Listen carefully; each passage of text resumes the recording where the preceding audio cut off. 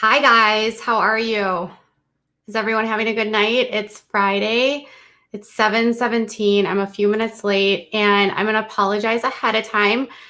I have been really busy today and I made a video and I uploaded it and it was up for a little bit and then I was like, this video does not like perfectly describe what I'm feeling or how I'm feeling about this situation. So I privated the video.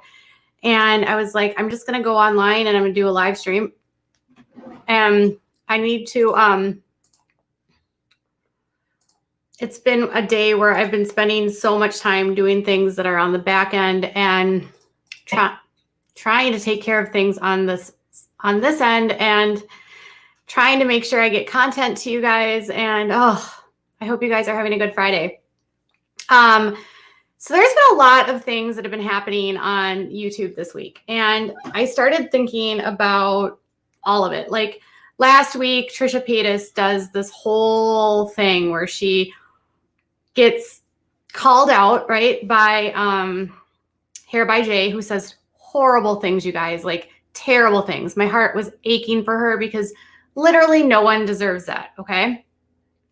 And then she calls out Shane and Ryland, who she says are her best friends, and is angry at them because she claims that Jeffree Star is a horrible, terrible person. And that Jeffree and Shane, like Shane and Jeffree won't, like Shane won't cut out Jeffree and Jeffree won't cut out Shane, but behind the scenes, they both want to cut out each other. And people are scared of Jeffree and people are scared of Shane, and everyone's scared of getting sued and everyone's scared of something. And Trisha goes on to her channel and basically says, like, I'm willing to go broke to tell my truth. I'm willing to go broke. I'm not going to be scared. I'm not going to be intimidated anymore. I'm not going to be quiet anymore. And I'm sitting here and I'm like, okay. And a lot of the things that Trisha has said this week have resonated with me, okay? Like, there are things that she talks about in regards to YouTube that I think are very true. I think there are people on YouTube that are manipulating the platform and that are really, in a way, controlling the narratives in so many ways. They're manipulating audiences. They are stomping on their competitors. They are spreading false narratives. You know, she talked about how, Shane never would stick up for her. And she said that Shane was like, well, she's just problematic. And, I don't want to deal with the backlash and I don't want to have that, I don't want to deal with that issue. Like, you're my real life friend. And she wanted to blame Shane for creating this narrative that she's a pathological liar. So I guess Peter Mon does a video and Shane told him that Trisha was a pathological liar, and Shane talks crap about Trisha to everyone, and somehow that ruined Trisha's reputation. Except it's really not that simple, right?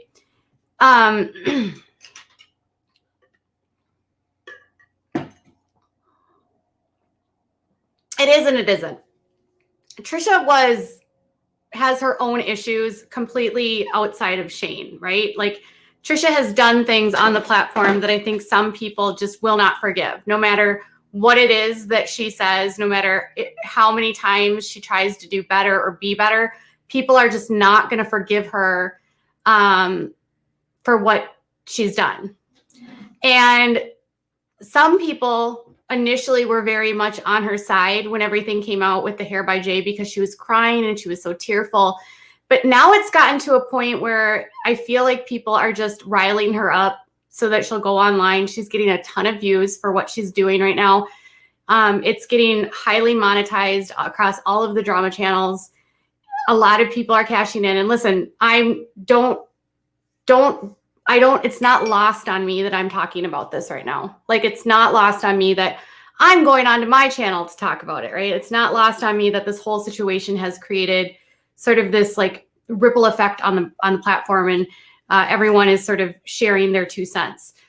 And I saw all these videos and stuff because one of the things that really stuck with me with Trisha was she kept saying that, you know, when she was defending Shane this summer, she kept saying, but Shane wasn't like that when I knew him. Shane wasn't doing these things with kids. Shane wasn't acting like that when I was friends with him. But her timeline of like how long she's been friends with him has changed. It's either 12 years or 5 years. And depending on that, if it's 12 years, he was doing all of those things, right? He was involved with all of that bad behavior. He was doing those things about Willow and Willow Smith and making those really obscene comments about kids. And she talked about how there was like, she talks about how there was this video that Shane had asked her to delete, right? And said like, Shane, when he was going through the cancellation, wanted me to delete this video of me and Trevi and him. And he said that he just wanted it off my channel. It wasn't a good look. And that video was found, okay? And I was really supportive of her until I saw this video. Like I was really on board with everything she was saying until there was like verifiable proof in my face that she knew exactly what he was doing this whole time. She knew how he was acting towards children and she participated in it. Like she had no problem participating in this video that was highly inappropriate with this kid, Trevi, who at the time was 16 years old. And they did 3 videos. So they did one on Trevi's channel, one on Shane's, and one on Trista's. And on Trista's, they did a Q&A. And on the Q&A, they sort of like had questions like who's the best dancer and who's this and who's that. But the balance here was so disturbing to me because at the time, if this is like, say this is like 5 years ago, I think it was in 2016. So if it's 5 years ago, Trisha would have been 27. Shane would have been what, 25, 30. How old is Shane? He's in his early 30s. I think he's like 31 or 32. So they would have been like 27 and Trevi was 16. Okay. So they're collaborating with a teenager and they're having a highly inappropriate conversation with a teenager. And it made me sort of get to this point where I was just like, you guys all do the same thing. All of you have participated in this terrible behavior. All of you have been involved with collaborations with kids that you never should have been involved with. All of you were doing highly inappropriate things around kids that you should not have been doing. And Trisha, you lied to us when you said that Shane didn't know any of this. Shane didn't know any of this because honestly, you were there in this video, in this collaboration, and you almost in a way kind of misled people because the video you kind of downplayed. Yeah, everyone is fine with it. So Trevi is now an adult. So this video is like 5 years old. And there's still videos of this on, so there's still a video of this on, what's I going to say? Trevi still has their collaboration up with them on her channel. And Shane still has the collaboration with all 3 of them on his channel. This is the only one that was removed. So this is like, I have some clips I can show you here. So I kind of feel like Trevor might. I know, I hate to say it, but you know, the young blood. Oh yeah. Oh my god, I'm like, what is your underwear? What oh is my that? god, fuck that. Oh. Trees? Watch out, Justin Bieber. Fucking. Me! How much can Trevor fit in his mouth? What? I mean. Can you put your fist in your mouth? Oh yeah. Whoa! Wait. So, like, what is he doing here? What is Shane doing here? Like, why is he lifting up that kid's shirt? And watch out, Justin Bieber. And she's participating in this, right? So this is one clip here. That's one clip. Because people were like, well, how is it that you just don't support her anymore? And I was like, well, I saw this video. And it's not that I like hate her, but it's like, it's just hypocritical. Like, she wants to be mad at him, and she defended him and said that he wasn't like this when she was friends with him, but he clearly was. So she was lying. And it's like it was all fun and games until she was on the receiving end of the bad behavior. And that's the part of it that's disturbing to me. Yeah, that was a 16-year-old.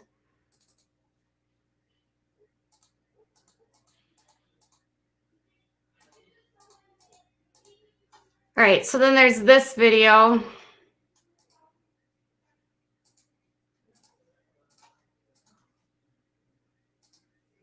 Do you pee in the shower? Oh yeah. Yes, but do they mean when I'm in the shower or when I'm like too lazy to go to the toilet?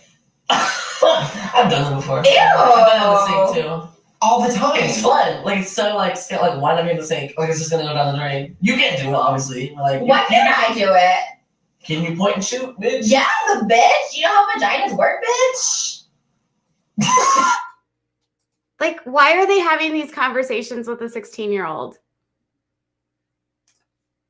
And the video just gets more, I mean, there's one part in the very beginning where, you know, Shane has this blow shirt on and he like leans over and pretends to do like a BJ to Trevi.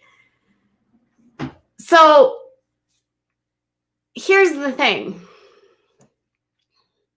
She's like, well, Shane wanted me to private that video. And she downplayed the video like we aren't supposed to like think about what it is, right? The full video is up. Like you can search it, you can find it on YouTube. And she's like downplaying it. And she's like, well, it's not that serious. You know, like she just acted like she was just doing something for a friend. But that she's covering up his behavior, removing evidence from her channel that's harmful to her, right? Because it shows that she knew what was going on and she was participating in it. And it didn't bother her at the time. It only bothers her now when she wants him to do something for her and he's not willing to. And now she's mad at him. So now she's mad at him because he picked Jeffrey over her and somehow wants to pretend like she wasn't complicit and participatory in this and enabling this kind of behavior. So I'm like kind of on the fence here because, you know, it's one thing to say, okay, yes, what happened to her, what Hair by Jay said is horrible. Nobody should be saying that. Nobody should be dealing with this. Nobody. But at the same time, hold on a second. And it doesn't excuse what Jay said, but she also knew who these people were. She knew that Shane was catty. She knew that Shane was a gossip. She knew that Shane said things about his friends to her. She just assumed that because they were close, he wasn't doing the same thing to her. And now she wants people to be on her side and cancel him. And everyone on the internet is like, oh, Shane is such a terrible friend. But is he really a terrible friend? Or was it just more like she was okay with it as long as it benefited her? And now that it's not benefiting her and he didn't give her what she wanted, now it's not okay. And then the fact that she removed, you know,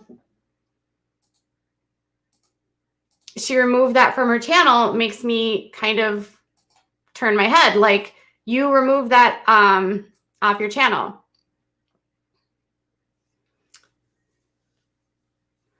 It's definitely, yeah, it was obvious that she was downplaying it.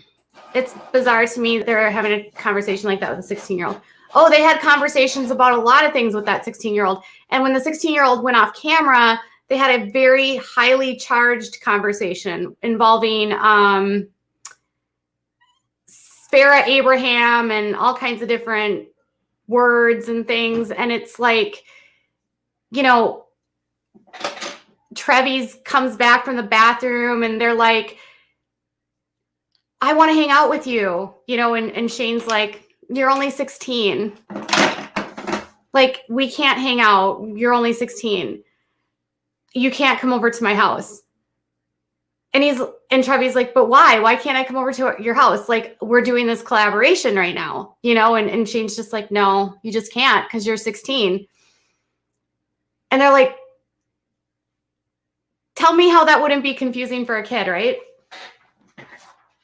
How is that not confusing for a kid? You're doing a collab with them. They think you're buddies. You're having this really highly inappropriate conversation with them. You are, you know, discussing things you should not be discussing with a child. And then when that kid thinks that you guys are friends because you're making them feel like you're a friend, does that cross a line in a way into grooming? You know, it's just so frustrating to me that this kind of stuff has been happening on this platform for such a long time. She's got a problem with downplaying and exaggerating outrageously. I don't like that now we're excusing the bad behavior she has now with each three. Right. Like, in my opinion, why they say and do these things, their maturity levels are very low, and they do it because they can get away with it. And of course, for views, because there is a lot of disturbed people out there. Right. So, yeah, and even in the older video, she was an adult. She was 27 years old. This was 5 years ago. So this wasn't like something that she did when she was a 18-year-old. So this is the issue I have. Like, she has been screaming and yelling at James Charles all summer, right? Because he has a friendship with Charlie D'Amelio, which again, I think is highly inappropriate. James Charles is 22 years old, I think. You don't need to be hanging out with a 16-year-old. You don't. She needs to have 16-year-old friends. You need to have 22-year-old friends. You do not have anything in common other than that you're both influencers and that you're both famous. That's it. There's zero reason why Charlie needs to be hanging out with you and having friend circles with you.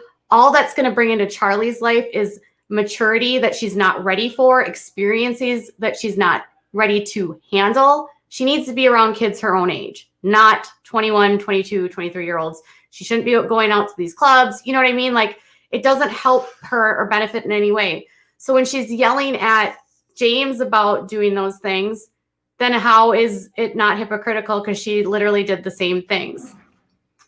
Okay, I have to do one thing, you guys. I finally got that thing I was waiting for. Give me 2 seconds. I got to do an intermission here.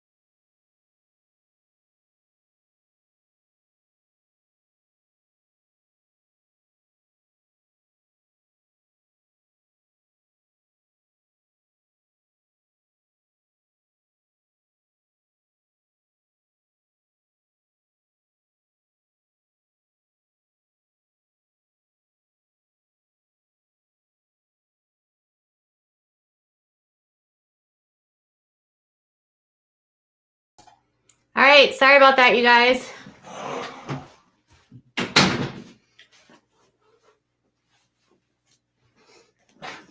I have been trying and waiting all day to get something done, and I finally got it done, and I had to take care of that. Okay. So the question here is then, she's misleading everyone, right? She's milking this for attention, for views. She's dismissing what she has done. She's downplaying what she's done. And she's, airing this all out really publicly, right? And it's like, on the one hand, I understand when you're frustrated and you want to go live, like, dude, I have had that same problem. I'm not here to say that I'm like any better in the context of like, sometimes when you've got things to say, you just go live and you don't think about it and you're impulsive and it never works out in your favor. But like when I look at her TikTok and the amount of times and the amount of videos she has made about this, and just like how much she has really milked this in the last few days, it's insane. Like, so here's her TikTok. Oops. And like all of these videos are about them. Starting right here. So all of this is about her, is about Rylan and about Shane. And she's made like 3 videos. And her video that she made about Shane, calling him like the scum of the earth, is literally the most viewed video on her channel all year so far, probably in the last 6 months. It has like 700,000 views. Her regular videos, when she's not getting into fights with people, like 70, 80,000, 100,000.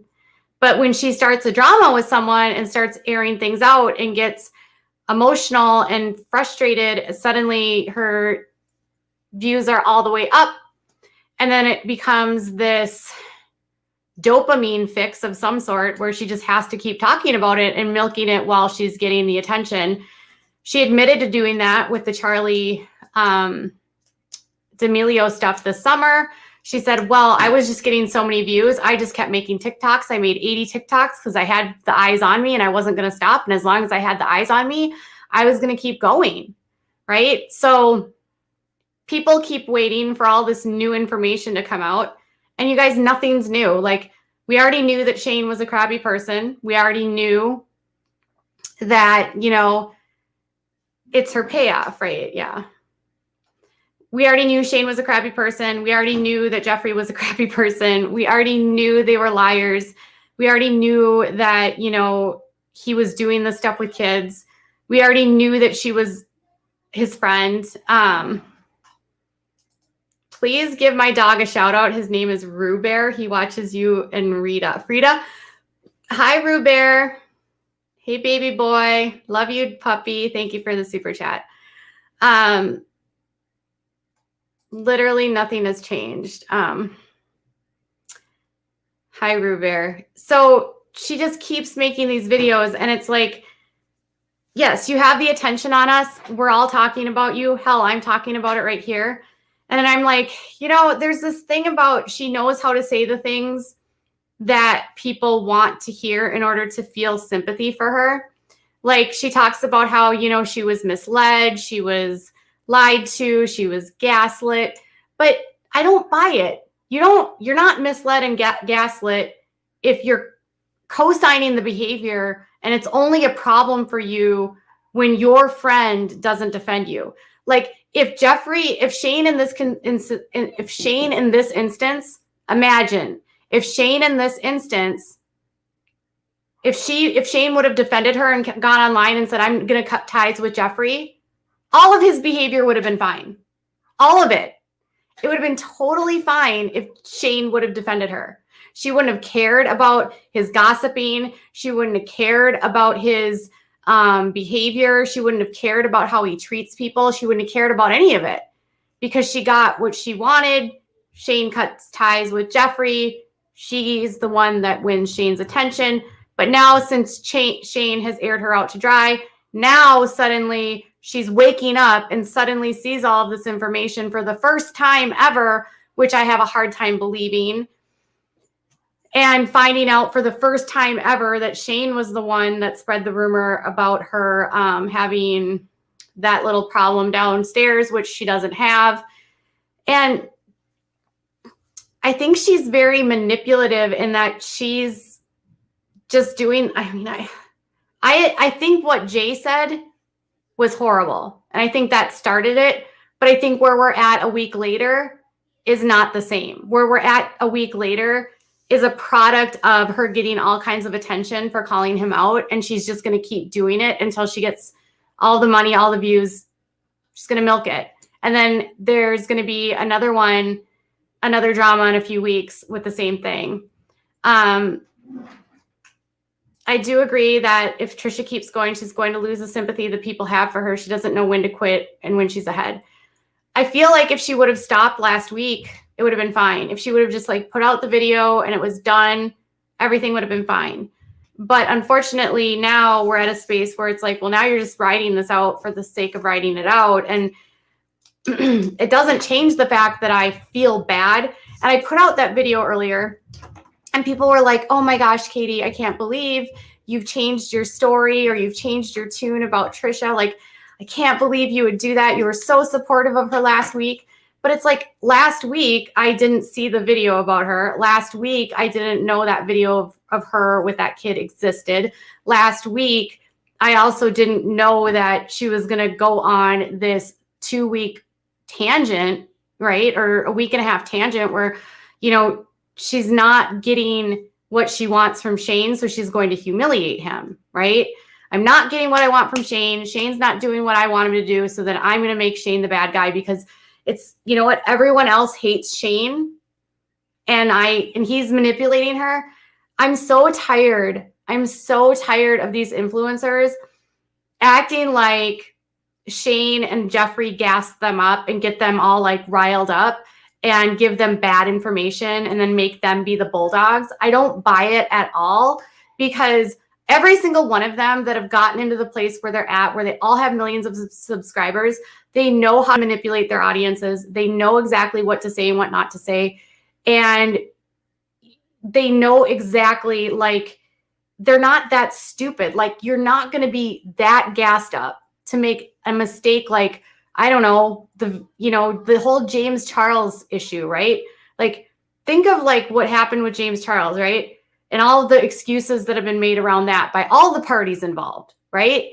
There's no one person that's responsible for it. It's collaboratively, everyone was a part of it. So every time something like this happens, I feel like it's a lot of blame shifting and gaslighting.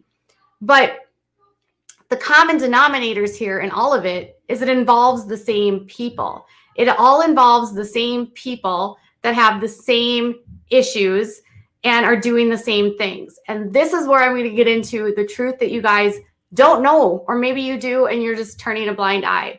But on YouTube, there's creators like Shane, like Jeffrey, probably others. These are just the two I'm thinking of. But they know that drama sells, right? They know that having your name on the drama channels is going to help build your channel. Even if it's negative, anyone talking about you it's not bad for business. I mean, it might hurt your reputation in the interim, but you know, people move on and they get, they tend to like ignore things, or they're very fickle. So they might be mad at you one minute and then they're your best friend the next. You know, your staunchest fan can become your biggest adversary, and then that adversary can come back. And there's just a population of viewers on YouTube that just bounce around from creator to creator for the drama. And when the drama's done, they leave, they're done, they're out, or they listen to a drama channel that tells them that this person is terrible and so that they shouldn't support them. And then they unsubscribe. And then they listen to the narrative that the drama channel tells them about that person. And that drama channel says, oh, this person is committing crimes, and this person is doing all these terrible things, and this person has, and there's usually like, it's speculation, it's opinion, and the viewer that doesn't want to do their due diligence or whatever, just wants the drama, will be like, I hate them. And it's so easy to take sides, right? Because you feel like you've connected with the YouTuber and they're giving you all kinds of information and you feel like I should trust this person. Except a lot of these drama channels are literally in the pockets of these influencers. So a lot of these big influencers are paying off these drama channels in ways through scoop, through products, putting them on their PR list, shouting them out, giving them attention. Some of them even pay them. They also know that if they want to control a narrative and get ahead of a story and they have the resources and the people in their pockets to get the stories out, these influencers can control the narrative no matter what the story is. So they can decide whoever their adversary is, if there's going to be a drama coming out, they can control it, which is what Jeffree has done for years. He has been able to plant misinformation about a lot of his different adversaries, whether it's Kat Von D or, James Charles or Jackie Aina. Like, he will do this over and over and over again. And all of these drama channels do this. A lot of people gave me flack because I didn't listen to James Charles, or James Charles was in my DMs.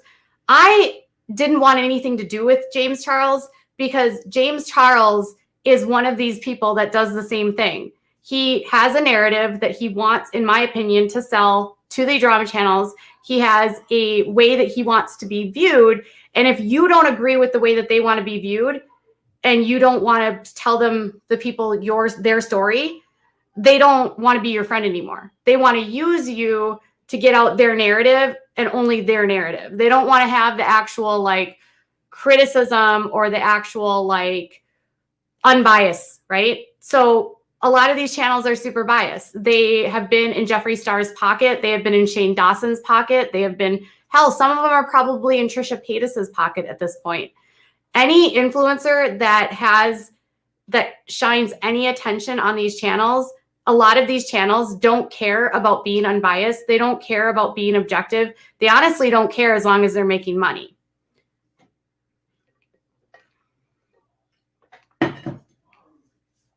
They don't care if, the narrative that they put out about someone is completely and factually untrue.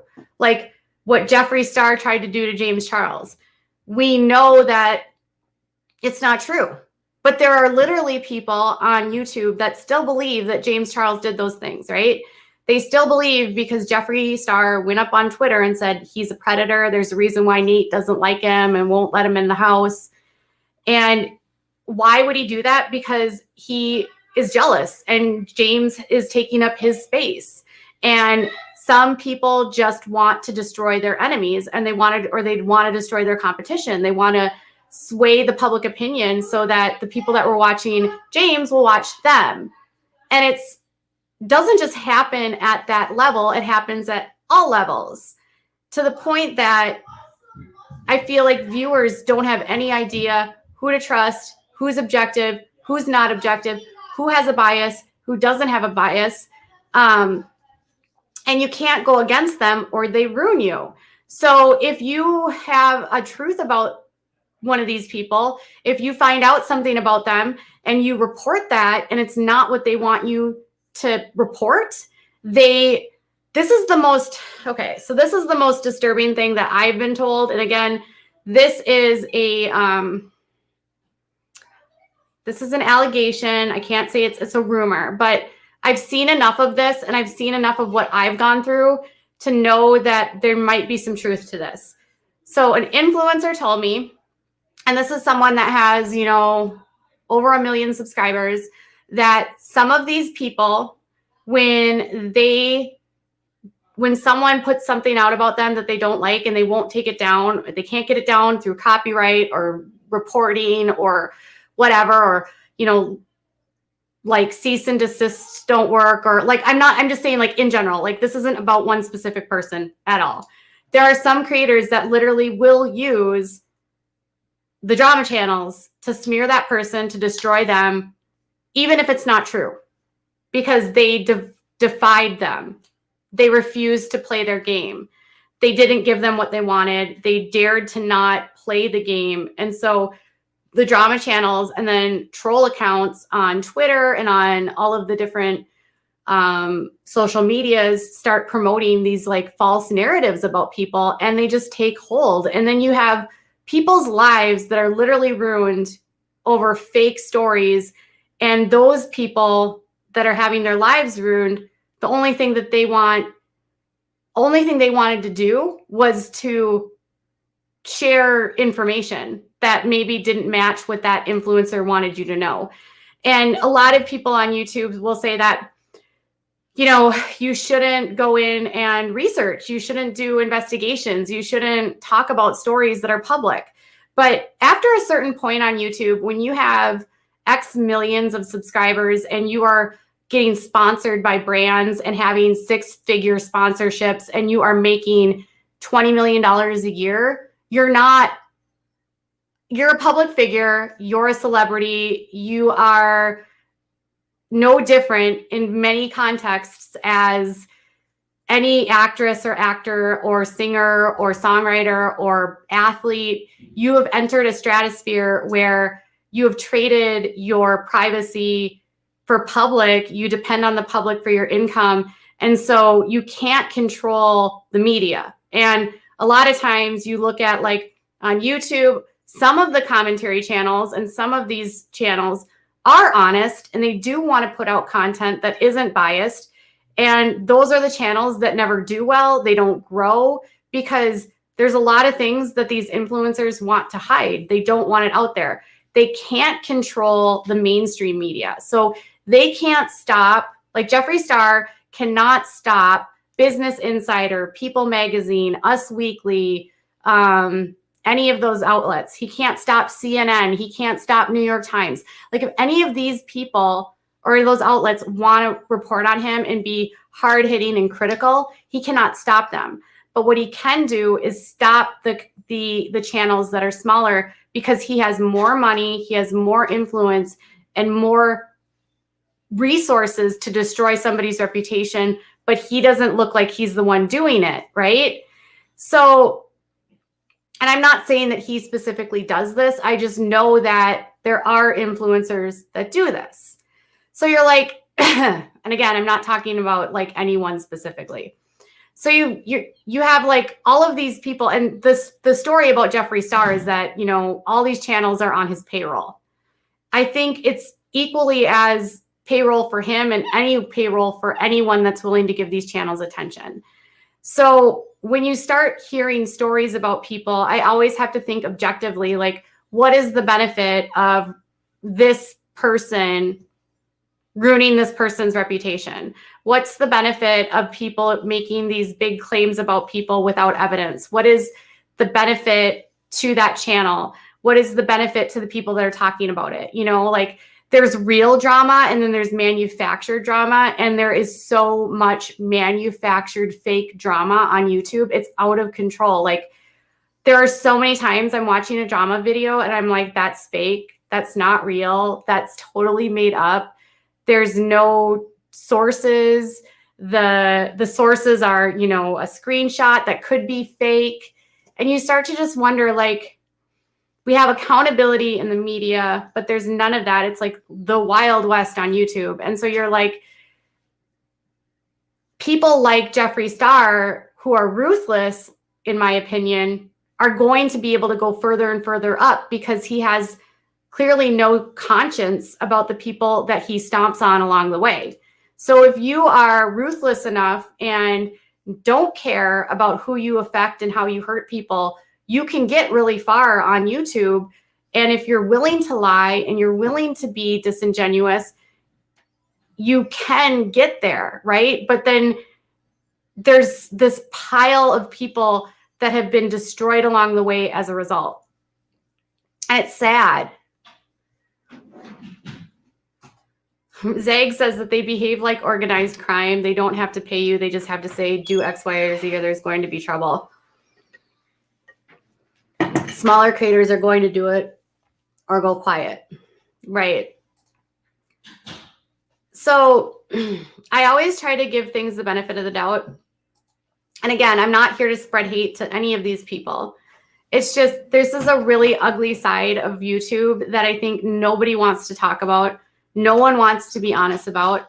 And I'm sure people will watch this video and just say, oh, you're just complaining. I'm not even talking about me. This has nothing to do with me. This is me looking at other creators that have gone through the same thing where you're like, you know, people's reputations are so fragile. And if someone has enough money and resources, they can shift narratives by spreading false information. Even if, you know, like it's wild to me that people would even want to do that. Like people will say, well, you speculate and you spread misinformation on your channel.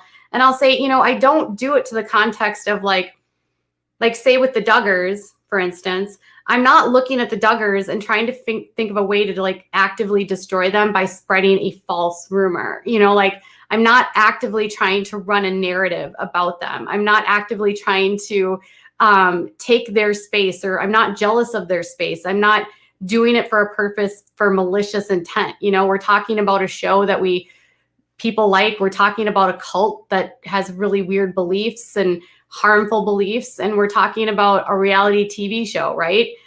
But when you start going into people's lives that are smaller creators that don't have networks around them, that don't have resources, it's really easy for some of these bigger creators to really damage the smaller channels. And then the smaller channels just basically become pawns for these creators. And the smaller channels know that if they don't play by the rules, they're going to be ostracized. Their channels aren't going to grow, and they're not going to have access to the same things that other people do.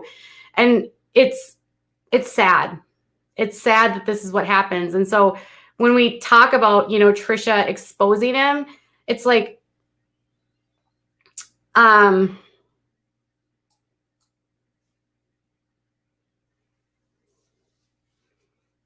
don't know who that is. I'm sorry. So, you know, it's sad because you sit there and you go, well, how is this even possible? Like, how is this even a thing? Like, how are we going to be so, you know, how are so many people going to be so awful to each other? Or, you know, how am I supposed to trust you? I feel like with every story, with every creator, with every person that's being, I always think of it this way. Like, you have to look at the context of what people are talking about. Like, if it seems so hard to believe, Jean, can we please not speak about people that are not here in chat? I don't want to have anyone outed here. I'm going to remove these. Is one of my moderators here? I don't want to have that name on here because I don't want someone to feel like, please remove those comments. Can you restrict those comments? I don't want anyone to feel like their information is being put out here on my channel at all. But that's somebody's name. I don't want their name out here like that. Okay. So, sorry. Don't bring things that are happening in private public here, please. Okay. Let me remove that. Thank you, Scarlett.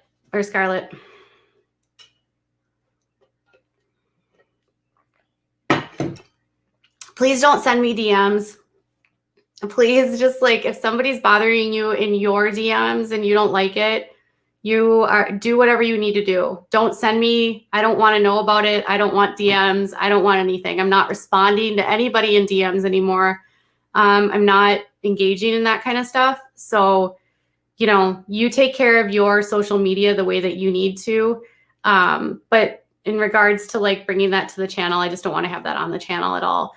So, no, it's okay. I'm sorry that happened to you. I just don't want people's private names to be public. Okay. So I'm going to open up the chat just for the people that are watching that are not members. So when we start to look at just YouTube in general, and we look at all of these drama channels, and we look at how, you know, last year, everyone was defending Jeffree, Everyone was telling Jeffree that he was the greatest person ever. Everyone was like pumping Jeffree up and pushing James Charles down. And, you know, they've squashed pretty much anyone that Jeffree doesn't like. They squash anyone that Jeffree isn't a friend to. They ruin reputations without considering how this impacts people. And I think like when you have powerful YouTubers flexing their power in that way, and there's literally no accountability by the YouTube platform to police it, it puts people in a situation where they feel like they need to call everyone out for everything, and then indirectly don't realize that they're becoming part of the problem by actually making a dent in people's like real lives, you know? It's really disturbing for me when I think about it in that context. Like, I did a video, I don't even know, May of 2019, where I basically said that like all of these drama channels were effectively on Jeffree Star's payroll. And I said, you know, like I named the different channels that were promoting him, that were so viciously going after James Charles, that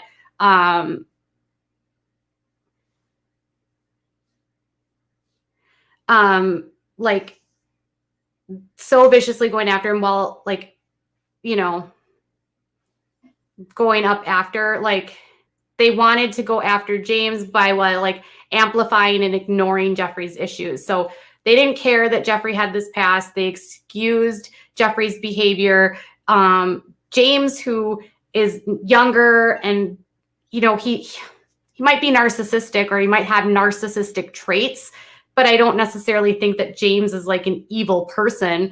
I think James is a pretty decent human from what I've seen. I mean, do some of his like behaviors bother me sometimes? Because I think that he can be, I think he speaks before he actually like, I think sometimes he thinks, he types and puts things out before he actually really thinks about it. I think sometimes he doesn't really realize the magnitude of his platform and how if he calls someone out, how that can ripple down because, you know, 50 million people are going to read what he says. So sometimes I think he doesn't even realize the power that he holds. And then sometimes I think he's not smart with that power, but that's just my opinion. But I don't think that he's like Jeffree and that he's trying to, you know, manipulate. You can still tap the like button. It's just the comments are like up and down. Like you can still tap the like, you just don't see it. But, you know, it's sad to me because you have a lot of people that the further up they get in YouTube and the more power they get, they feel like they can start to control people. They can start to control channels, and then channels are just not being honest about what they're putting out. So like when all of that stuff was happening last year, you know, it was like Rich Lux and Nick Snyder and T by Alley and Dustin Daly. All of these channels were like so anti James Charles, right? And they were so pro Jeffree.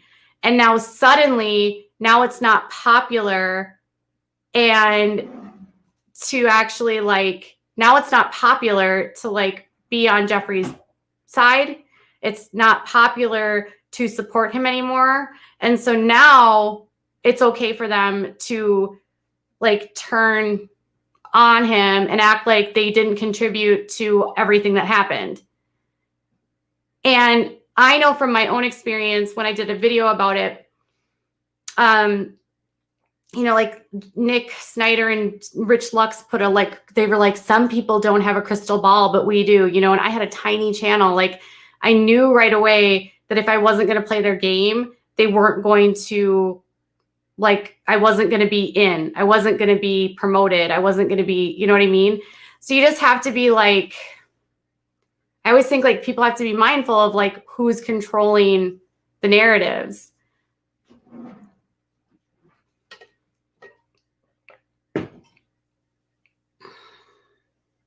And I do like seeing people grow. I like seeing creators mature. I like seeing people like, I think think this is not true, though. She says, to be fair, they only had so much information, just like everyone else. Once James put out his side out, a lot of people changed their minds. But a lot of people didn't. Like, they still haven't. You know, like, a lot of people haven't. So, like, even after James put his side out, Nick and Rich were still pushing it because they were still supporting Jeffree.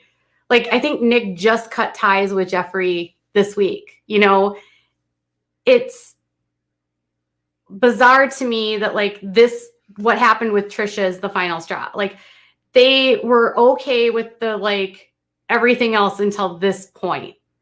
There's just some, like, there's levels here where I'm just like, why is this what was this? What was it? What is it about this that was your final straw? It wasn't the, you know, misogyny or the racism or, you know, the false allegations or any of that. That didn't matter.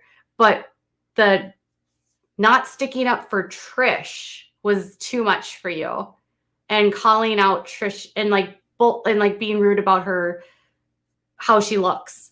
Like, to me, Rich Lux has met Jeffree. He's been around Jeffree. He has to know how Jeffree speaks. He has to know.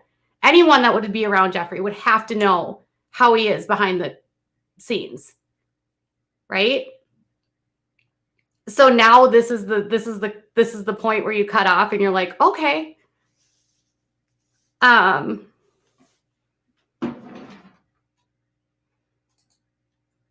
Do you have some reference videos?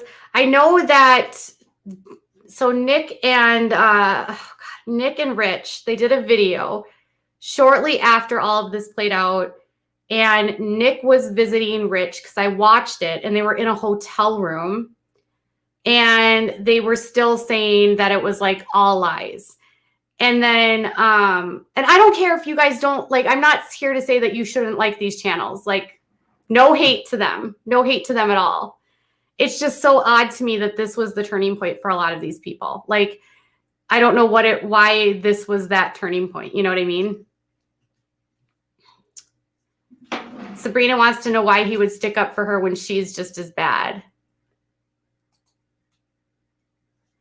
Who are we to question them? I don't know what that means.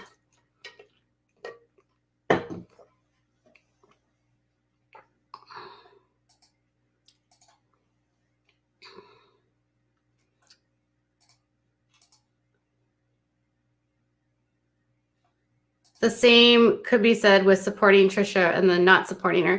Here's the thing, is I'm not saying that I don't like that she's growing, but I don't think that you can say, like, I feel like sometimes when you talk about creators, like, the fans want you to be all or nothing. I'm never all or nothing. Like, do I like the growth that I see in Trisha? Yes. Am I happy that she has a podcast and has positive influences around her? Yes. Am I happy that she has a fiance and she's going to get married? Yes. I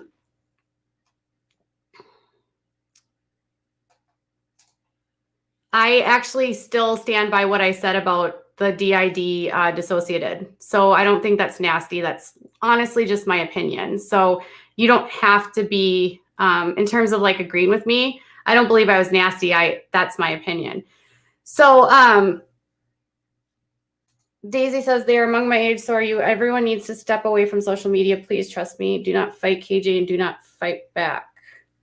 Please. I don't know what you're even talking about. So I'm really curious about the Onision stuff. It's so sad. Trisha does insert herself into a lot of drama. I'm not surprised this happened. See, I feel like a lot of times with Rich Lux has actually bashed Jeffree in his last couple of videos. Not sure what has happened behind the scenes. Yeah, I don't know either, because I know that for a long, long time he was defending Jeffree.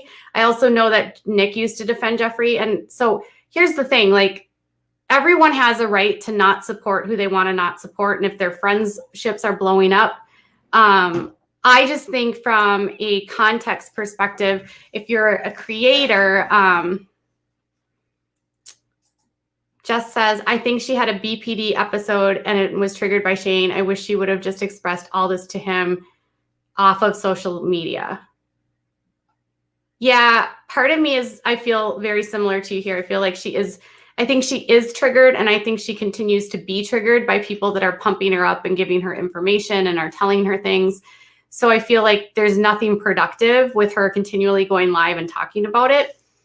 But obviously, you know, if she's frustrated, mad, she gets that payoff of just like venting and getting it out there.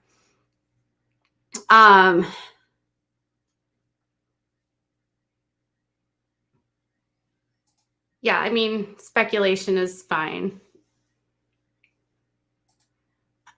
This doesn't make sense to me. What is she talking about? I don't know what this means. Who are we to question? I don't know what that means. But anyways, yeah, I think at the end of the day, you just have to be like, I don't know, like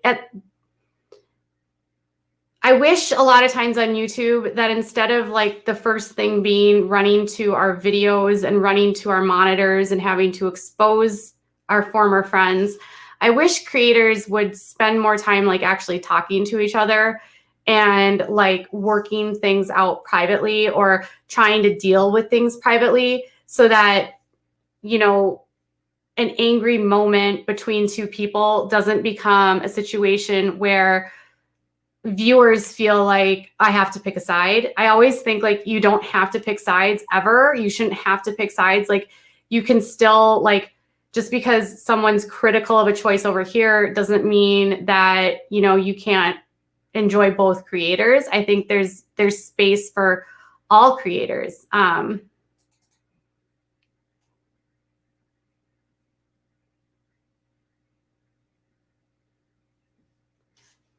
Hold 1 second. I gotta respond to an email real quick. Give me 1 second.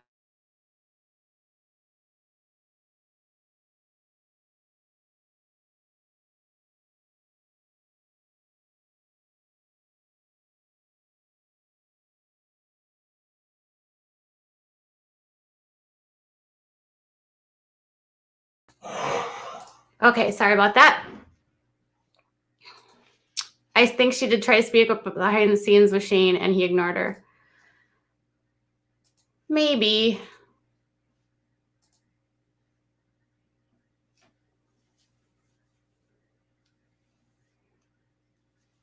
People need to stop being so impulsive, especially on Twitter. Take a breath and think about the consequences of your actions. I don't get how these YouTubers don't see this. You know, I think there is some truth to that. You know, I think it's hard when you're dealing with social media, like to stop and take a breath and like not respond. I know I'll go through like periods where I don't respond to anything for months and months and months. And then I just get so fed up and then I just go on a couple weeks and then I'm like, I can't stop responding. And then I have to like dial myself back and like stop responding. So, you know, I think there is some truth to that, like being more mindful of like what we're putting out, how we're talking about each other, how we're interacting. I wish so much more that we lived in a space where people could be maybe more mindful about how when we do speak about each other, instead of like tearing each other's down, we start talking about like working together and being, you know, nice to each other. I mean, obviously, I think primarily one of the big problems that happens on YouTube is that the platform itself does such a poor job of actually policing itself. So I feel like creators sometimes feel like they have to take it upon themselves. But I don't think we do have to take it upon ourselves to be the moral authority or the moral police. Like I don't think that.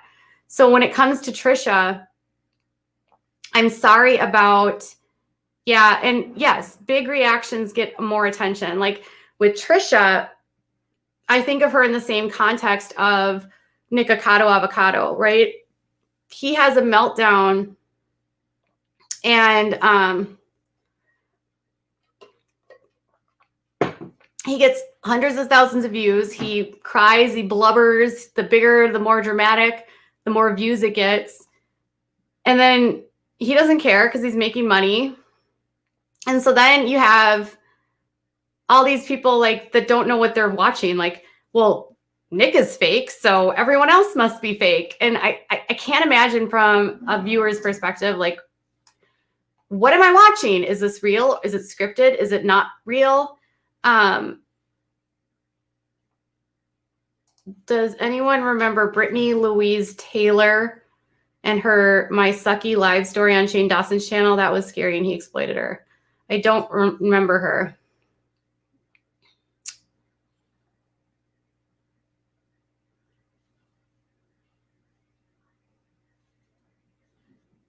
People need to police themselves and respect other creators and their subscribers, members on all levels.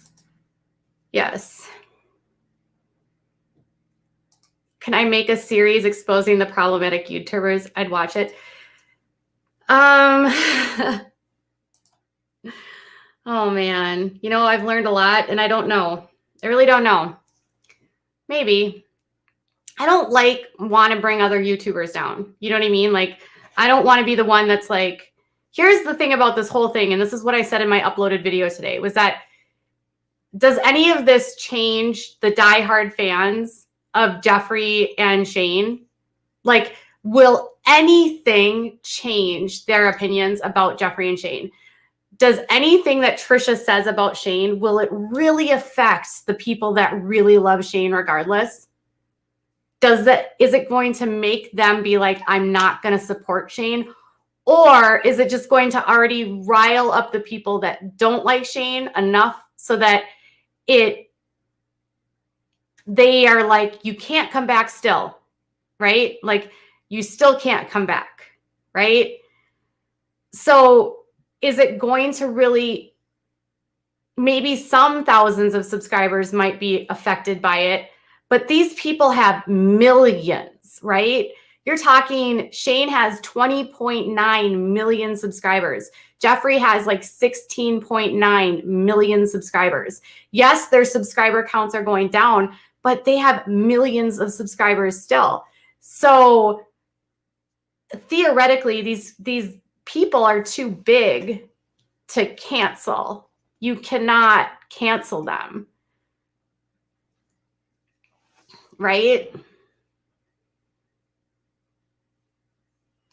Jeffree is the cash cow. He makes YouTube a lot of money.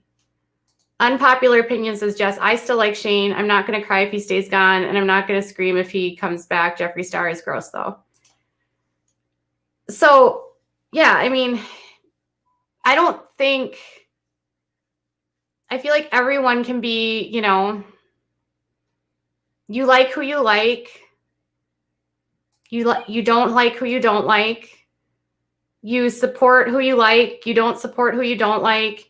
You are, you know, kind to the people that you like. You're not kind. You know, is there enough viewers on YouTube that this kind of behavior doesn't need to happen? And like, here's the thing. Like, I'm not a fan of Shane's, and I think he's petty, and I think he's a mean girl, and I think he can be kind of manipulative. And I think the same thing for Jeffree Star. But like, everyone is just like hanging on Trisha's words like we're getting new information. And it's like, none of this is new. I feel like I've heard this about both of them multiple times, right? I've heard about this so many times. Jeffree will come out unscathed and the focus will be on Shane. Isn't it amazing how it always seems to shift? Like, somehow the deflection always ends up going back on Shane. Cosmic says, I don't necessarily agree with cancel culture. It's rough because that's almost what happened to James for no reason. Right. And that's what I was saying. I feel like, you know, when somebody puts out a negative or a false narrative about someone, it can really cause a trickle-down effect in that person. There's people that don't care that much about Jeffree or Shane, but think Trisha is all about inserting herself and causing issues and will disregard all she has to say. This is true too.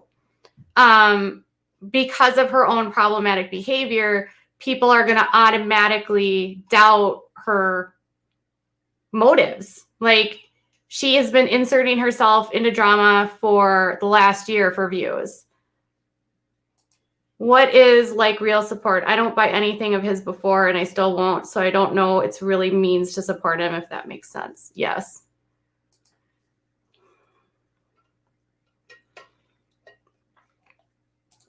It's okay. So baby Jane says it's not about being new. It's about being said by someone who defended him no matter what. And now she sees the light.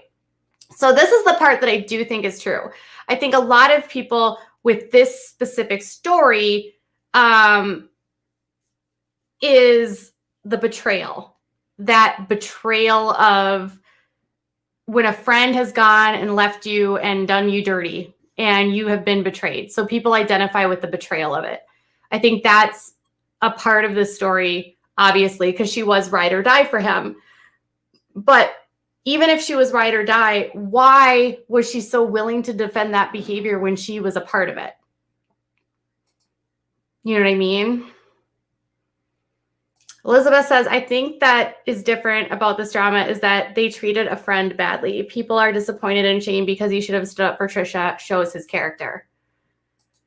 Okay, that's a good point too.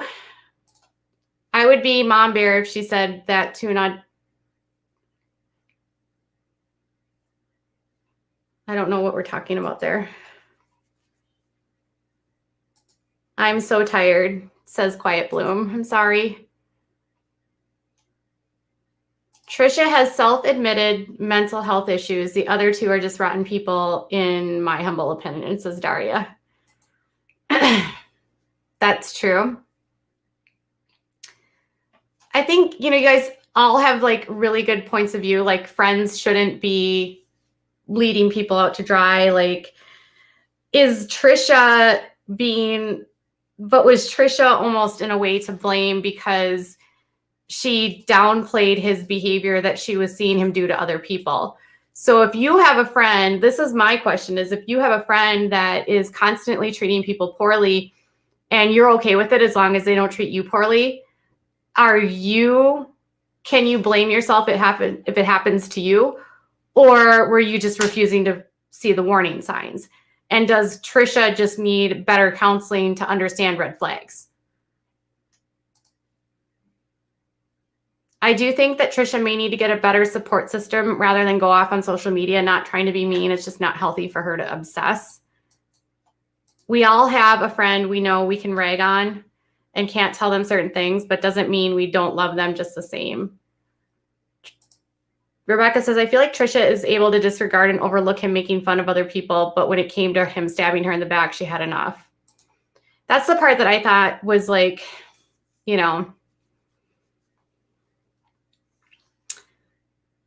I think we've all had a friend we believed was a good person and we found out wasn't. We don't want to see what we don't want to see until it's done to us.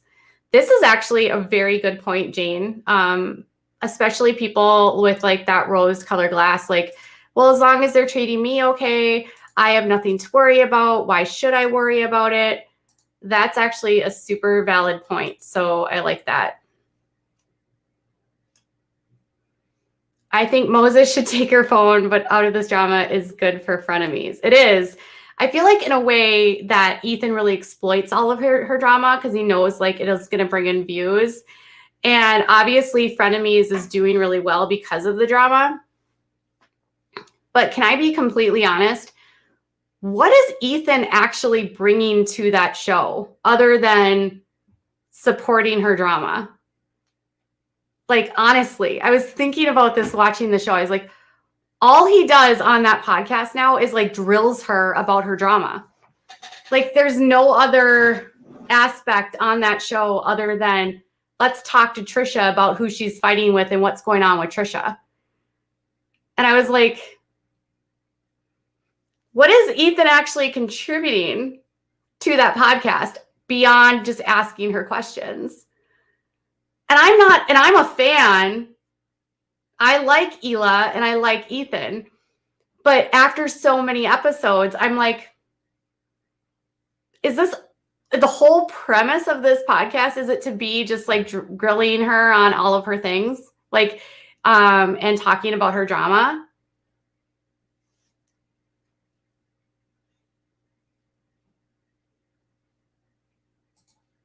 I had never heard of these people until I started watching this channel, but I'm hooked on the drama. Ethan is a good friend to her, for sure. Like, I'm not discounting that Ethan is not a good friend. And I think, in general, Ethan is a good person, okay? I think that Ethan uses his platform for social, like, socio-political and socio-economical, like, context. He's one of those creators that is not afraid to speak about economic, political issues that matter to him. He's not afraid to call out some of the bad behavior on YouTube. He just has a dry personality. I like Ethan, but I just noticed the last few episodes it's just been all about like her drama. Narrative is your new favorite buzzword. They are the best people to come into her life for sure. Can I eat I've never had a Korean corn dog. They look so good. He brings production and viewers. This is true.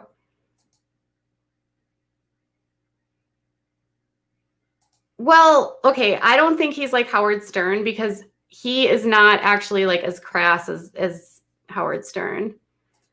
Okay, so EK says, BPD makes it really difficult to maintain stable relationships. Shane is the most stability she's ever had, and BPD also causes black and white thinking. People are seen as either good or all bad. That's what EK says, so I don't know if that's true, but thank you for your thoughts on that, EK. Cosmic says, yes, it's awful for a person dealing with it and all their friends and family.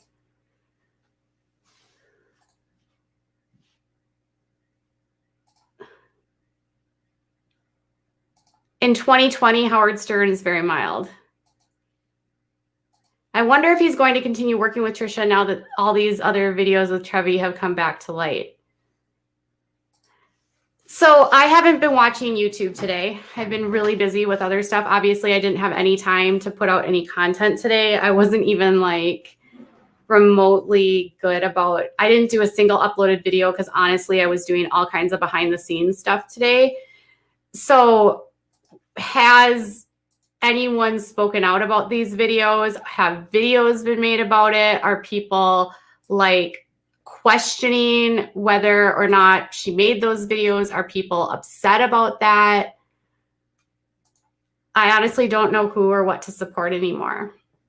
So does all of this conflict make you as a viewer feel like you have to pick a side, or do you just feel like I'm tired of the drama? Does it even matter to you what happens in their interpersonal relationships? Like, does it matter to you that this is happening off camera? Is that a deal breaker for you? Kiki supports Trish. And I don't think we're like a bash Trisha channel. I mean, I've been very supportive of a lot of her things, and I'm critical of other things that she does. I feel like I don't ever want to be like pro any single person and be like, I love everything they do, right? Like, I don't want to pick sides, and I think they could all use some help, honestly. You're the first person I've seen that is pointing out this side of the issue out, and it's very eye-opening.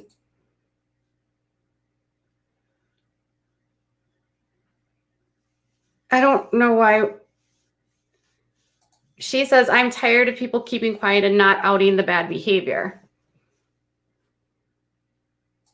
It's not like all of this. It's like all of this is really important. It's about common sense. I don't know if I fully support any of them. That's how I feel. So this is how I feel right now. I feel like I don't support any of them at all. Like, I don't dislike Trisha because when Trisha is not, here's the thing, when Trisha's not on her rants and when she's not exploding, I love her content.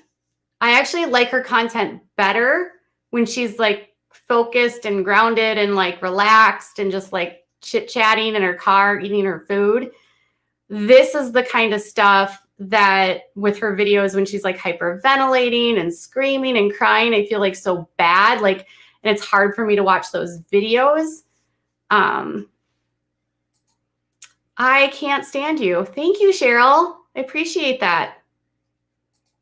Appreciate that. I don't think there are sides only situations. I decide on each other. If there are too many problematic situations that I object to, I'm done following that person.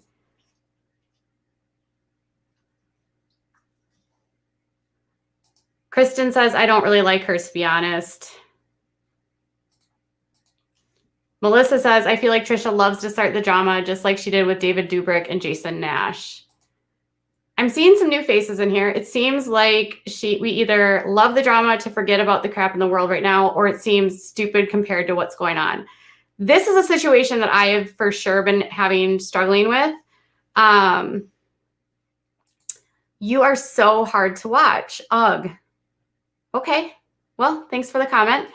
So this is the thing that I've been thinking about. Like, I struggle sometimes making content, getting with like everything that's been happening in the last few weeks and everything that's been going on in the state of the world, all the people that are sick right now, this pandemic that has kept my family at home for 10 months. And I'm like, sometimes I get so annoyed by this, like what I find to be petty and inconsequential and unnecessary drama.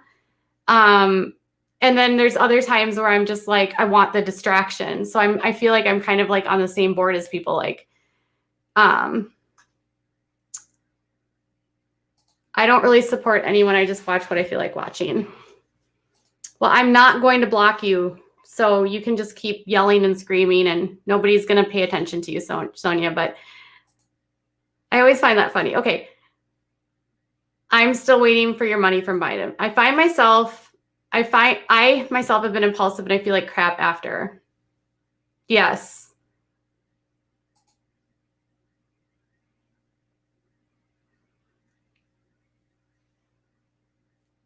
All these people acting like they've been forced to watch this. Hey, thanks for stopping by. It's still views. It is what it is, you guys. I'm not gonna cry.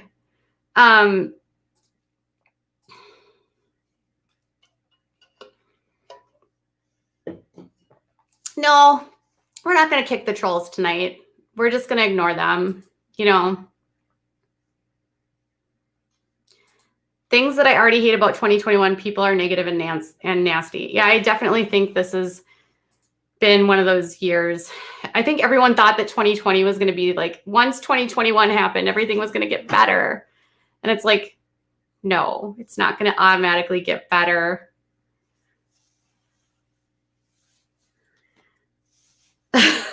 Some of these trolls, they come here just to say like, they literally, you should see some of my comments. I actually laugh. Like, they'll write something really, really nasty and they'll be like, now block me like you block everyone else. It's like they're like daring you to block them. And when people say that to me, I just don't block them because it's like, you wrote that just so I would block you so that you could probably go run back to your friends and tell them that I blocked you. It's so weird to me. But if you tell me to block you, I probably won't block you. The shift focuses a lot from Jeffrey for sure. Please know that we support you not being a member. I hate when they start up because then we can't talk sometimes, which I understand. I don't want to take it either.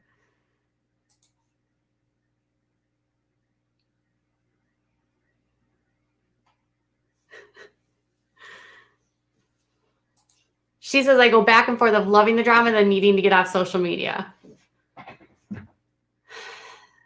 That's for sure. What's the first thing that I'm planning on doing once this is over? Oh, I want to see my parents. I want to see my niece and nephew. I've not seen my niece and nephew in like a year. I've missed them so much. Like, I want to go places with my son again. I want to like, take him fun places, do fun things with him. I can't even think because I can't even remember what that's like. I want my son to go to school, just laugh at them. They clearly have no life, but watching someone, they say they don't like you, so they're too hard to watch. They have issues.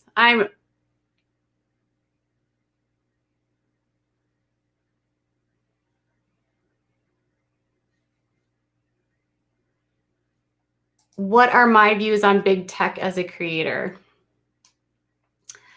Okay, so I don't want to go there from a political perspective. Well, okay, so some of the accounts that have been blocked recently, I think were very necessary. We need to get hate. We need to get a lot of the really toxic, dangerous hate stuff off the internet. But I think like we shouldn't be relying on big tech. I feel like the laws need to come up to improve the experience. I think half of the reason that we're dealing with what we deal with on YouTube in general, with the politicking and with people using different channels against one another, is that there are no laws protecting people, right? And we're relying on YouTube to tell us what is not okay and what is okay, regardless if in the real world this kind of behavior would be okay. Like if you and I were not on TV, or if you and I were like face to face, and you know the level of harassment that some of these people have experienced, it wouldn't be legal, right? But if it's online, somehow it's okay. So I feel like there needs to be more laws in terms of protecting people. I think there needs to be more regulation on terms of like how these organizations police and manage the content that's on them, because the amount of bullying right now that's happening on social media is like, it's worse now with the pandemic than it was before the pandemic. And the amount of abuse and hate that influencers are getting and celebrities in general has gone astronomical since we've all been stuck at home. And I feel like everything that happens with YouTube is reactionary. Like they were okay with everything until with the kids stuff, until they got caught and had to pay all that fine for the COPPA stuff, right? But then they developed these creator on creator harassment things, but yet I don't think they're really enforcing that. Who was I victim blaming? I don't know who I'm victim blaming, Karen, but anyways,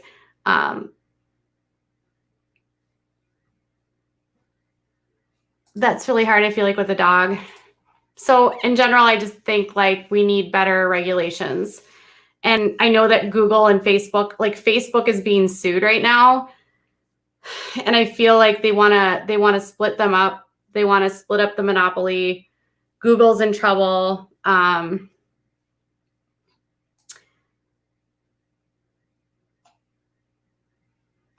didn't blame her for what. Did you miss the part where I said what Jay said was terrible? I definitely did not blame her there at all. Yeah.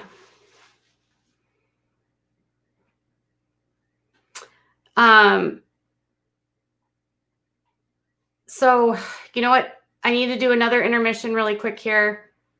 Give me 1 second. I need to get some water. I'm very thirsty.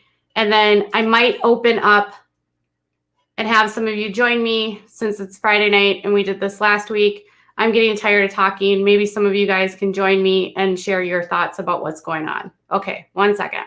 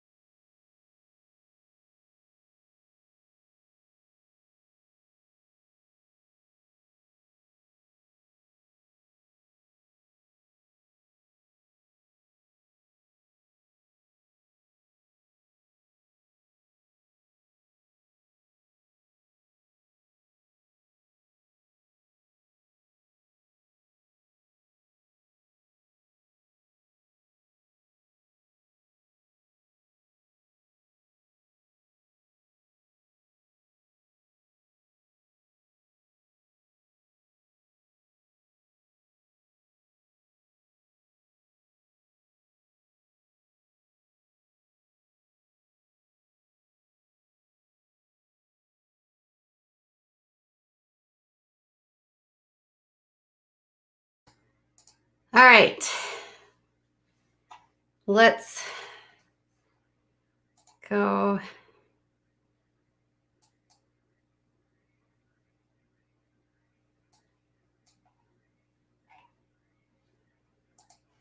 All right. What we're going to do here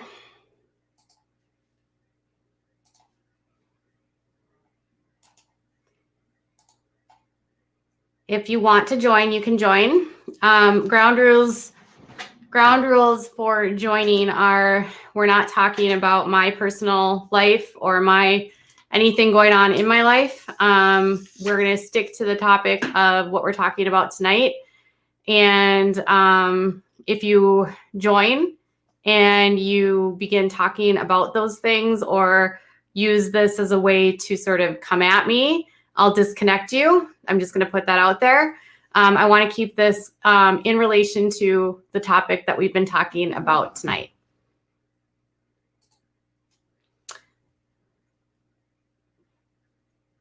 Okay.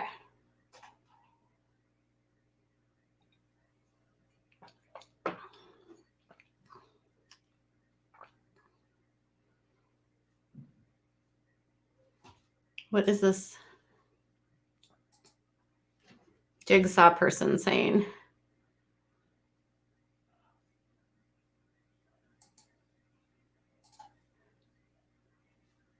No, Daisy, you are not blocked. Okay. That is the link if you want to join. The topic we are talking about tonight is related to the Shane and Trisha and Jeffree Star stuff, and just the overall sort of like chaos created with online stuff related to them. That's what we've been talking about.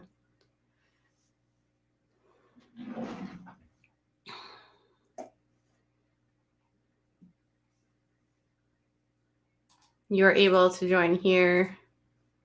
But we're not like talking specifically about me. Yeah, it's useless, brainless content. Yep. But we still appreciate you, Sonia, and you're still awesome. So we've been talking about Trisha and airing drama out and narratives that Jeffree Star has done and issues on like dealing with the amount of hate people are getting, whether or not creators in terms of like what Trisha's doing with Shane and like airing things out so publicly is necessary. And then Jeffree controlling narratives with channels. Yeah, so people can kind of talk about that kind of stuff. So that's the link to join if you want to join.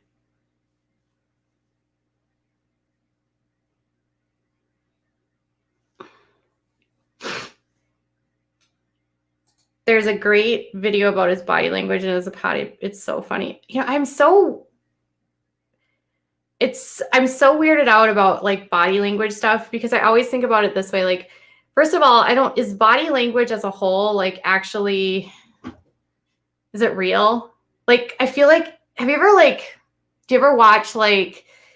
ever read a newspaper and like a body language expert says this and they like imply how people are feeling based on things? Like, I think some body like language can be accurate, but then other times I'm like, are they reading too far into things?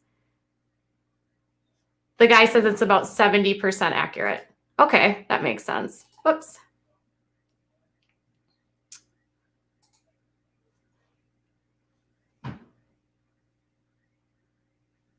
Body language is real, says Daisy.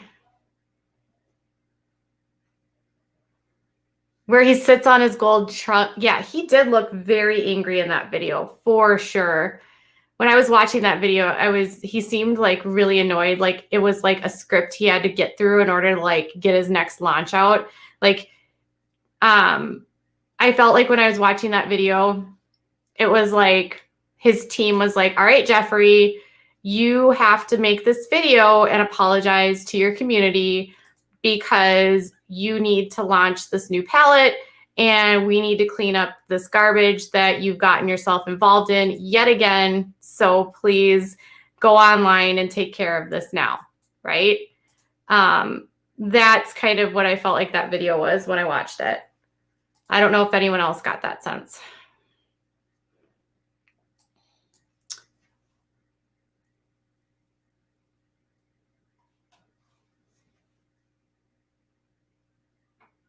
Whoa, wait a minute. Where was that? Did someone grab that?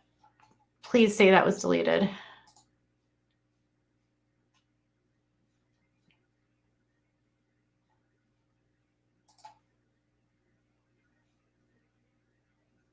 Okay, sorry. I saw something that was like really disturbing. Okay.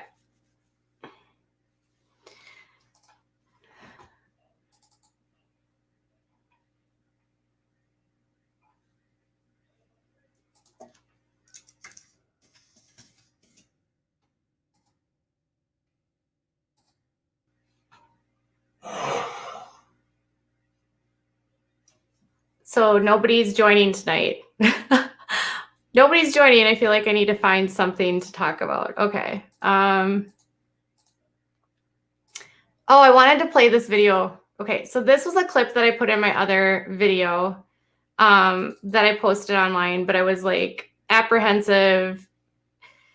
So there's this weird aspect of Jeffrey that I find to be deeply disturbing, like how much he wants people to know how rich he is and like how much money he has. This is like an aspect of him that I think is just really like he didn't have a lot of money and now he needs to remind people about how much money he had. And this was the part that I thought, you know, this sort of references what Trisha was going through, like where he was mocking her for not having money.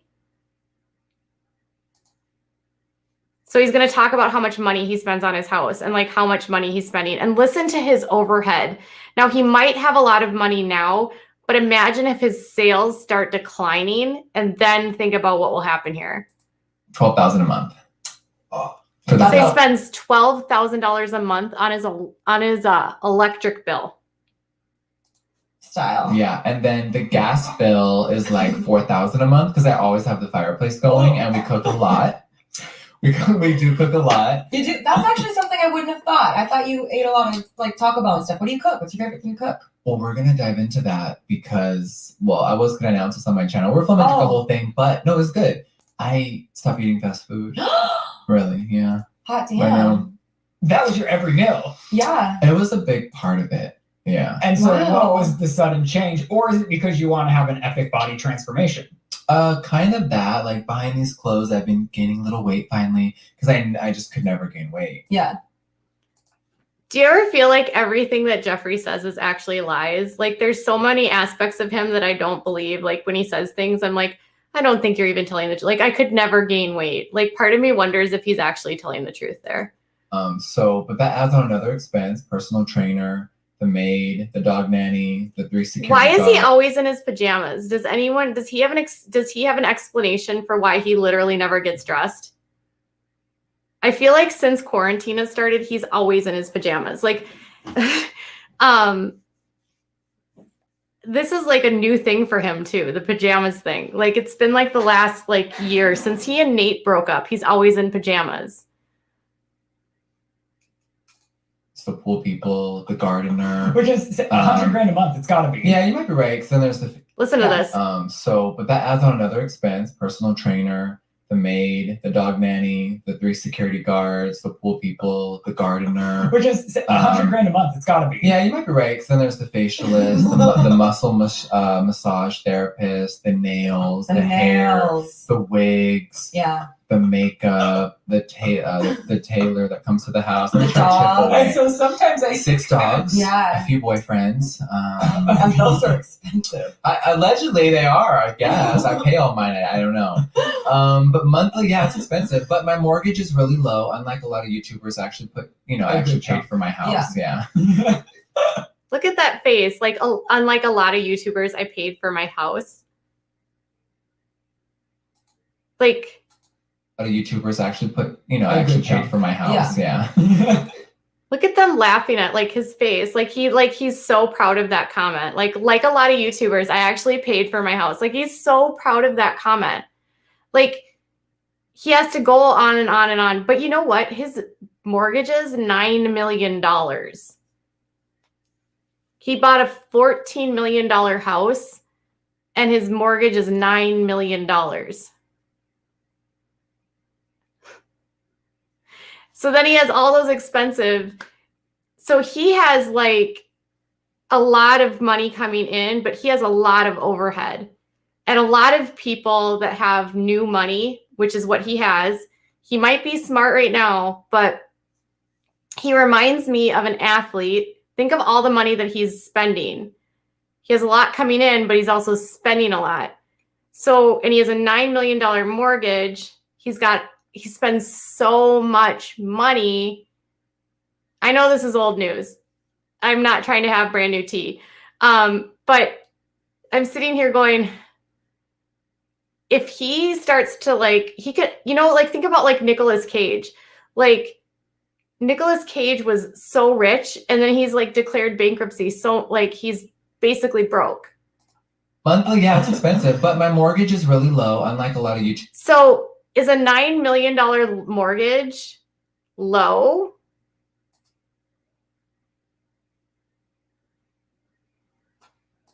Okay, which says, in paying your mortgage, is it your house? I asked because if he doesn't pay the mortgage, does he lose the home? Yes. So, okay. You don't know how asset growth works. When you're rich, you make money from borrowing money at the low interest percent. Okay. I don't care necessarily about, my question isn't necessarily that like the context of that. $9 million is not a low mortgage, right? Like that's not a low amount of money. That's a big mortgage. Okay. Nicolas Cage has impulse control issues from what I've heard. When you have a house like his, you have to spend money. Who wants a house like that? Not take, oh, for sure. Like the overhead is so high. But yes, when you have a mortgage, you do have to make payments. You are actually on the title to the house. So like I have a mortgage. We make monthly payments. We're on the title, but we have to make a payment every single month. If you stop making payments on the house, the lender can do what's called foreclosure, and then the house goes back to them. So I'm not here to say that like he doesn't own the house. I'm just saying like it's the $9 million of that mortgage. That's not a small mortgage. You said, I've met him when he used to fly commercial and he was very polite, but he seems a different since making all this money.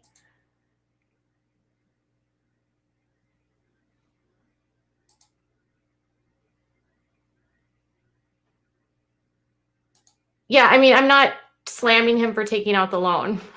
I think people are misconstruing what I'm saying. I'm not slamming him for taking out a loan. $9 million is not a small mortgage. That's a huge mortgage. And it's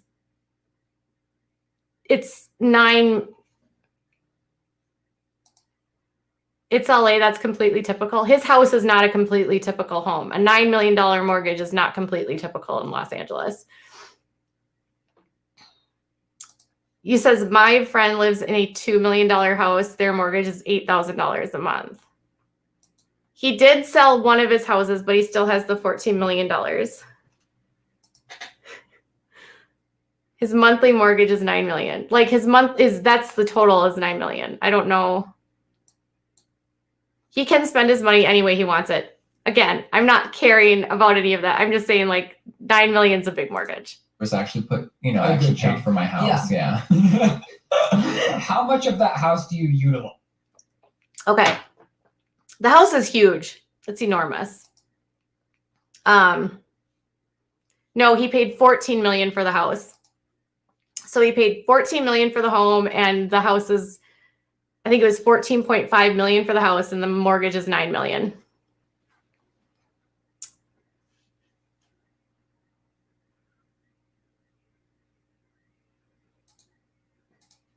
either way, it's not a small mortgage. I understand value and why people get mortgages. That's not the issue. He was like saying, oh, it's a small mortgage. Like, I guess in his context, maybe it's a small one. You know what I mean? Yeah, I don't care what he spends his money on at all. It's just the attitude of it. Right. And degrading people that don't have the money. That's my issue is, so you have the money, but you're degrading people who don't have the money. And you're saying, well, I have the money and you don't, so I'm a better person.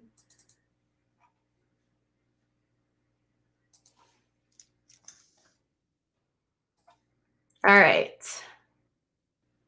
I don't know if someone could actually tell me what the mortgage would be, like how much you would be spending on a mortgage. Like what, it's a 41-year loan. So what is the interest or what is the monthly payment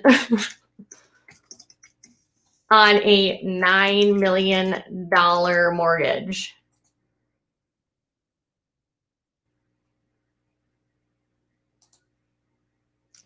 We can estimate this right here at Quicken Loans. Home purchase. Oh, this is going to make me like fill stuff out. I don't want to have to fill anything out though. What's the monthly payment on a $1 million loan? Okay, this says at a 4% interest rate, your monthly mortgage payment would on a 30-year mortgage would be $7,300 a month. So if you did that times 9, that's 30 years.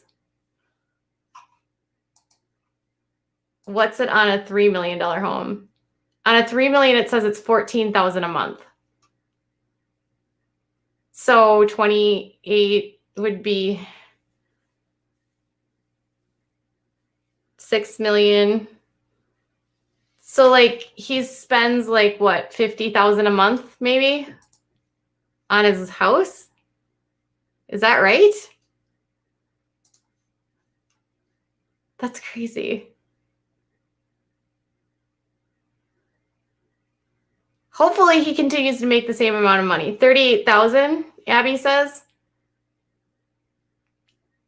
Yeah, it's a lot of money.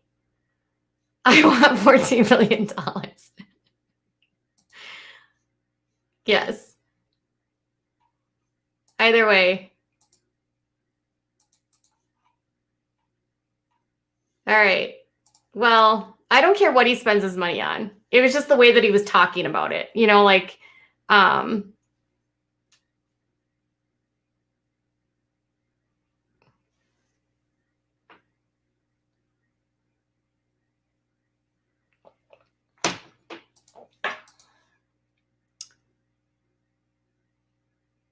I want to just be out of debt. Yes, this is true. Okay, I had a bunch of her.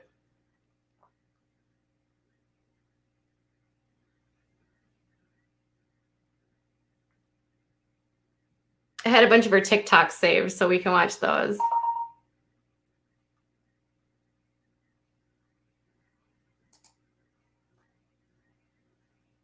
Even if I was as rich as him, I wouldn't want that huge of a house. I think those huge mansions are creepy and too open. I like comfy, cozy. I don't know if I would want a house that big either, to be honest. My house right now, I feel like is bigger than we need, and it's like 3,300 square feet. Okay. So she went off on Trisha's TikTok earlier today. So we can watch these. Whoops. I never said, hey. Whoops.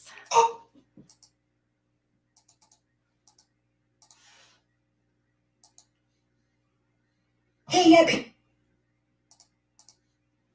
Peter Mons at the German Charles Gross. I never said any.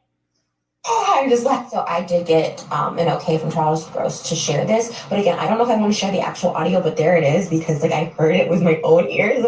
She's so weird about showing screenshots, but apparently there's like voice memos of him like talking crap about her in there. Like freaking out. You guys, look, April 2017, and he's got something about something I told him before a Christmas party in 2016. I don't even remember it. Like I do remember like talking to Peter. This is so. Was she doing a mask like on her face, and then she had to like run online? I was wondering when I was watching this. Stupid. Like, I just remember being like, yeah, like, did you invite Charles? But he's like, the way he said it on the audio was just like, yeah, Trish is like, ew, why would you do that? And he's like, Trish, is this all you have better to do is gossip? Shane, you are the biggest gossip and you're the meanest gossip. Yeah, maybe I was like, hey, yeah, Peter Mon's at the German Charles goes. I never said anything bad about him. He doesn't say that I said anything bad about him, but like, I'm not mean, and I don't look at you gossiping like to someone you don't even know. Like, I was his best friend. And I was just the stupid one. I was just the desperate one. I'm such an idiot. The audio is literally, I'm just like, I was like kind of getting myself together and like, just like move on to dates with new day. But I was just like, I'm so shocked. What kind of mask do you think she's wearing?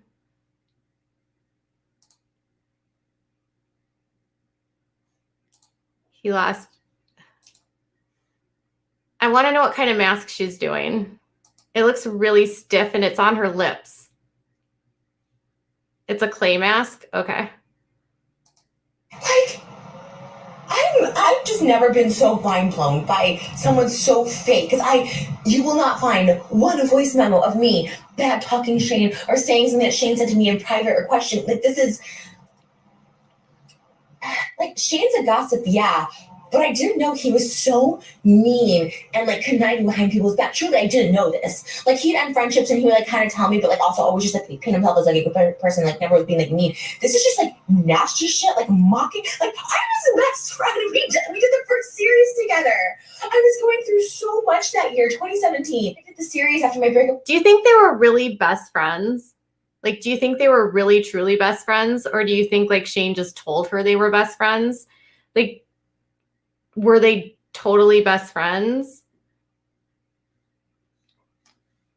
I like that she doesn't care about how she looks. Sean, and he knew, like, in that series, I'm like going through it. Like, this is months later. Like, I was not mentally well this year. Like, I checked in with Shane about, like, I'm so mind blown. I'm so mind blown. Like, you don't understand how bad I just like want to move forward. Like, I love making like TikToks and fun TikToks. Like, these are just so stupid, and like I hate that they're even on my feed.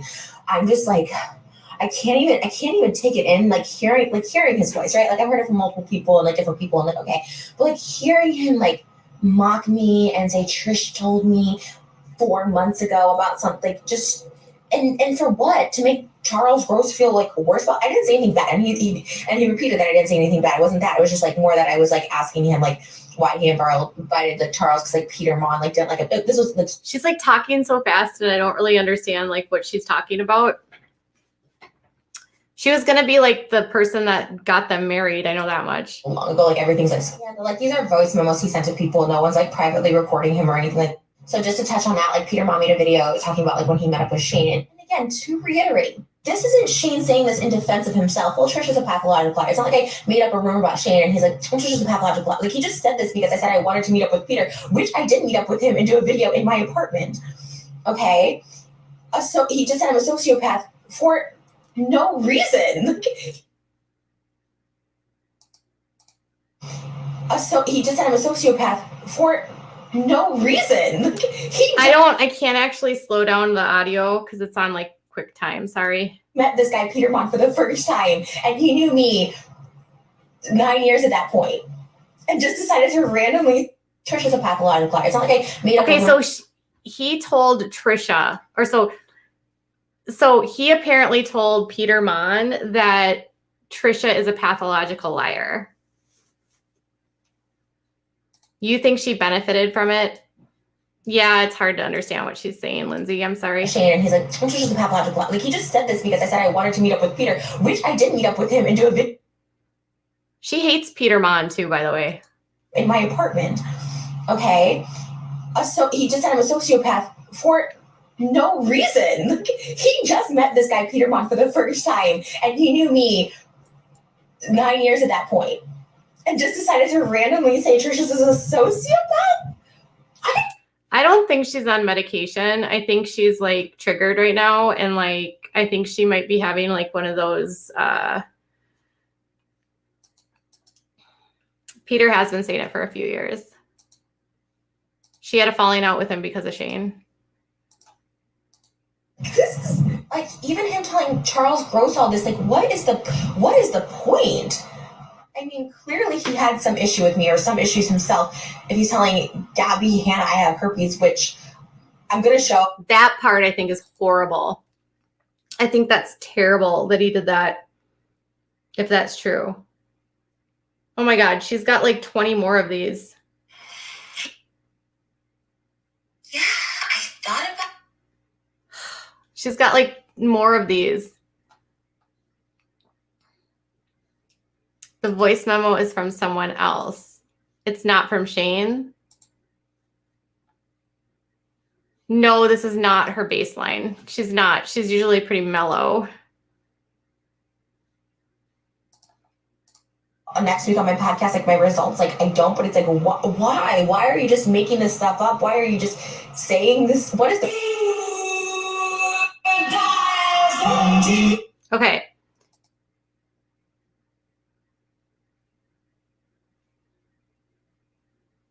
I think she thought they were best friends. Okay, let's see what else she says on her TikTok. You know who hides? Cowards. You know. Hi, you made it to Domino's Pizza Chicken. Okay, hold on. She has another full video.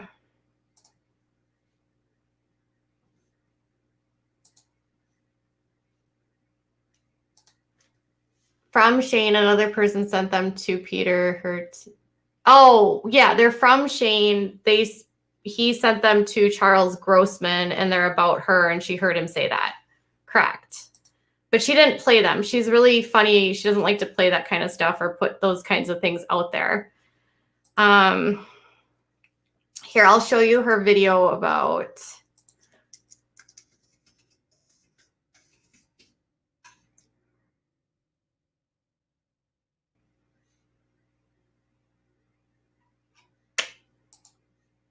It's on her vlogs channel. Let me find it. Huh. I'm like really, really trying to stay off social media. Okay, here she's a little bit more calm. But I feel like people are just kind of feeding her like right now. Like she's just like responding to all the drama she's getting. But she did this video a couple days ago where she was basically saying that they're pieces of crap. Charles talked about the content of them on his YouTube channel, and so the content of them was pretty egregious. What's his name? Charles, what's his name? Charles. What's his name? Charles something.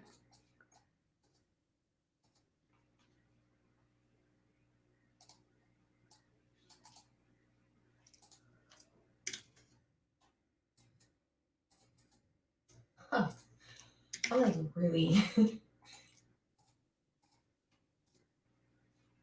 Does anyone know what his last name is? Charles Woodson? Was that it? No. Charles Gross. Charles Woodson, isn't he a football player? Okay, Charles Gross. Why did Shane send me the voice memos? Is this what you're talking about? Okay. Should we watch this?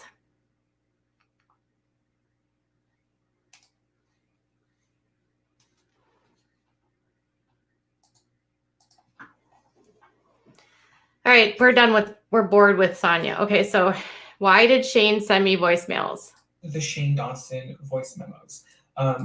First, a lot of you don't know who I am, which is totally fine because I'm irrelevant.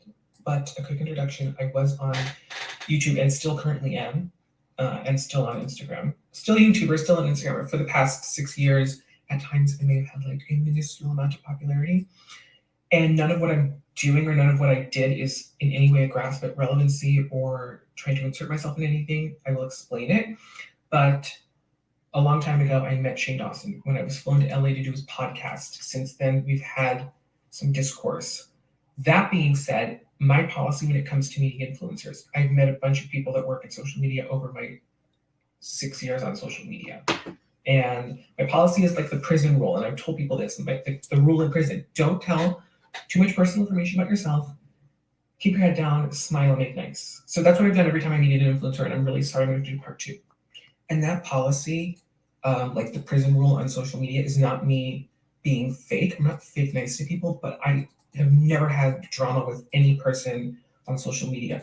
Despite the many, many things I may hear or have heard or have seen, I never have. Okay, so he has no drama with people. He puts his head down and he's like a happy-go-lucky kind of guy.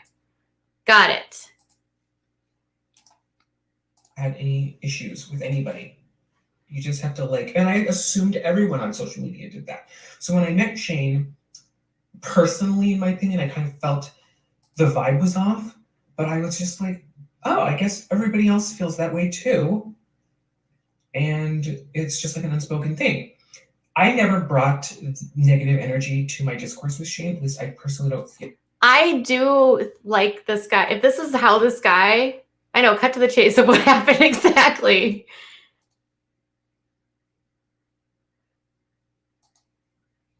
He's got a lot of subscribers here. Feel I did. So when he shared what he did about Trisha, I felt like it was, and Peter Mott, I felt like it was a really aggressive, negative energy that was brought to our back and forth. Now I have to do part 3. So when I heard those voice memos from Shane, I was like, wow, that's a really sharp detour into aggressive negativity. That's my opinion of how they came off. I was like, oh. But I was like, that's the vibe, I guess. And so the reason that it has come up now is, again, not for relevant. Okay, so Shane apparently met this guy.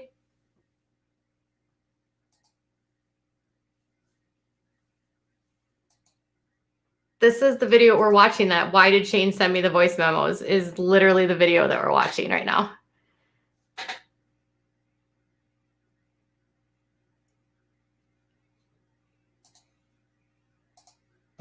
Or a grasp of drama, but I would want someone to look out for me that way, even if they don't know me that well.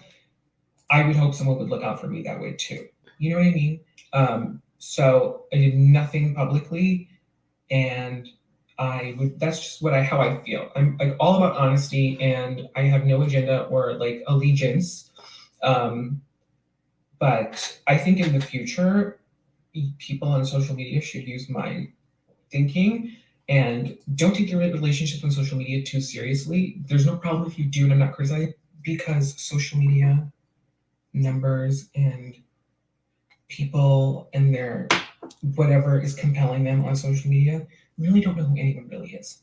They're very mercurial, day to day. So there are people out there who take their relationships on social media, friendships, romantic relationships, business relationships very seriously. And it's totally fine. I'm not criticizing.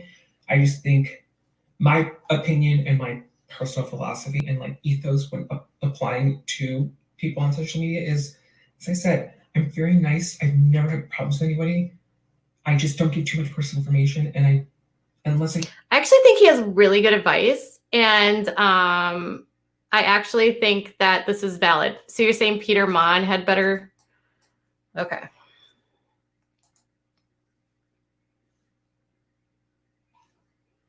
Who is real on social media? Let's chat. Is this the one? Switch to Peter's video. Okay.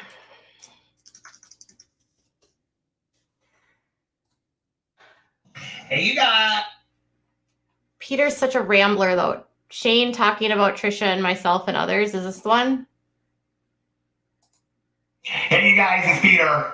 And in the voice memos, which I'm going to talk about specifically in a second, Emily and I are good Judies, and I always call her for the world. I will link her channel below.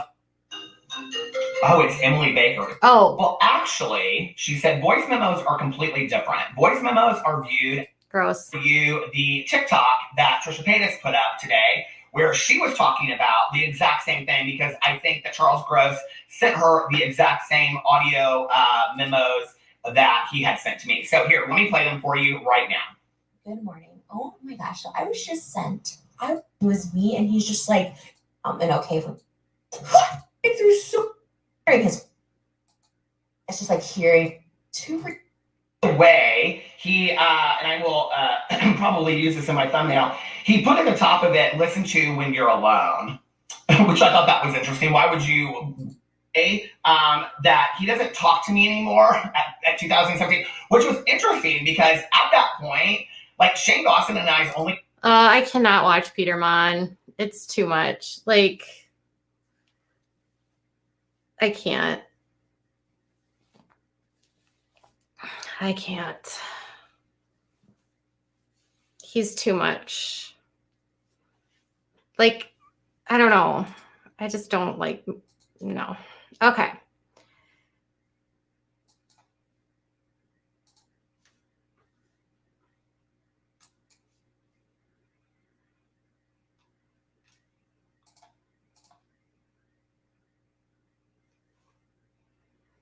All right.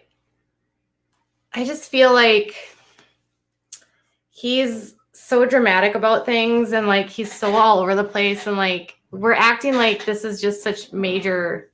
I'd rather hear it from like actually Trisha.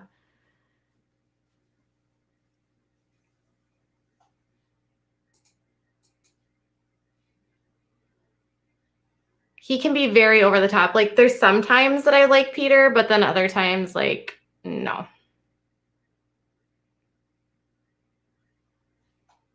Okay. I am entitled to feel any type of way I want to feel about any creator, and you guys can deal with it. So, and I'm sure you'll run over there and, yep, gross. Yep, gross. I said it, Haley. Does that make you feel good? Are you going to go tell her? Just wait. Okay. My point with the Peter Mon stuff is not like, I feel like his storytelling is always so like all over the place. No. Anyways, my problem with Peter is he's like always like, it takes him so long to tell a story. And,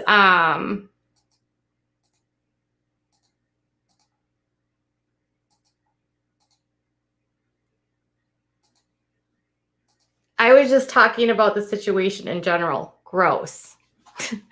Like just the way that was all playing out. Like, I don't want to listen to Peter talk about it. What I thought he actually had the voice memos, but then I'm listening to it and he doesn't have the voice memos. So, and he makes it so like it would be easier. I think he's funny. I do think he's funny.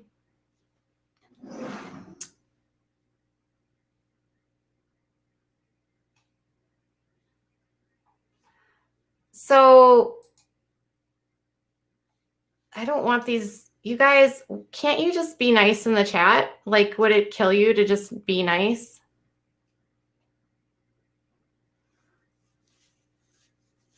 I know. Let me just get in here. He does have the voice memo, but in the video, he says he's holding on to them for later. This is what drives me nuts. Like, people do this. Like, they want to hold the tea for later. Like, they want you to come back for more. Like, they want you to, like, keep coming back for more. They want you to, like, I'm going to tell you this now, but then you have to come back for more. Like, just tell me what the voice memos say and move forward, right? Like, tell me what they say. Don't keep stringing me along, right? Like,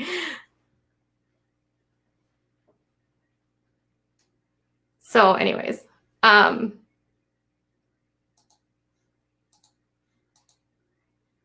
maybe he feels like it's not his story to tell, maybe, but she had them and she didn't share them. So this is the thing is like, if people have these voice memos, why don't they just put them out there? Like Trisha said it wasn't even that bad.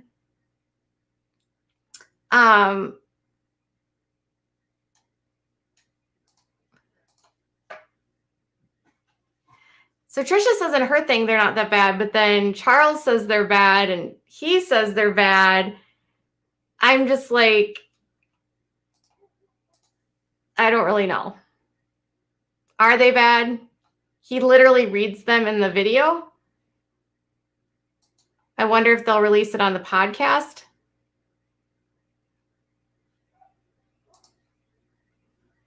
I did finish her video.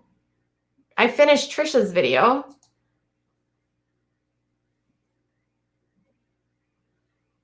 Oh, he read them out loud in that video? Okay. Let me go back to his video.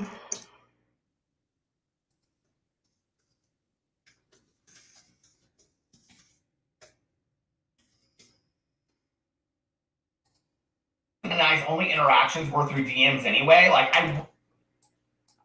So he reads them, but Peter never puts stuff up on the screen. So does he not put it up on the screen or does he not?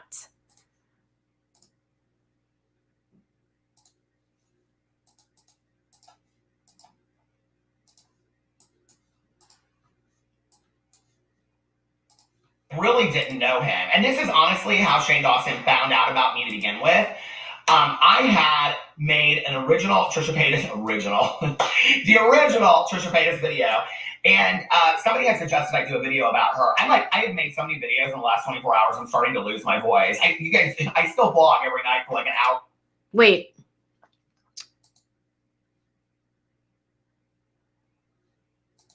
He read them out. Okay, he's not holding up. For an hour and a half. Doesn't Do you have a problem?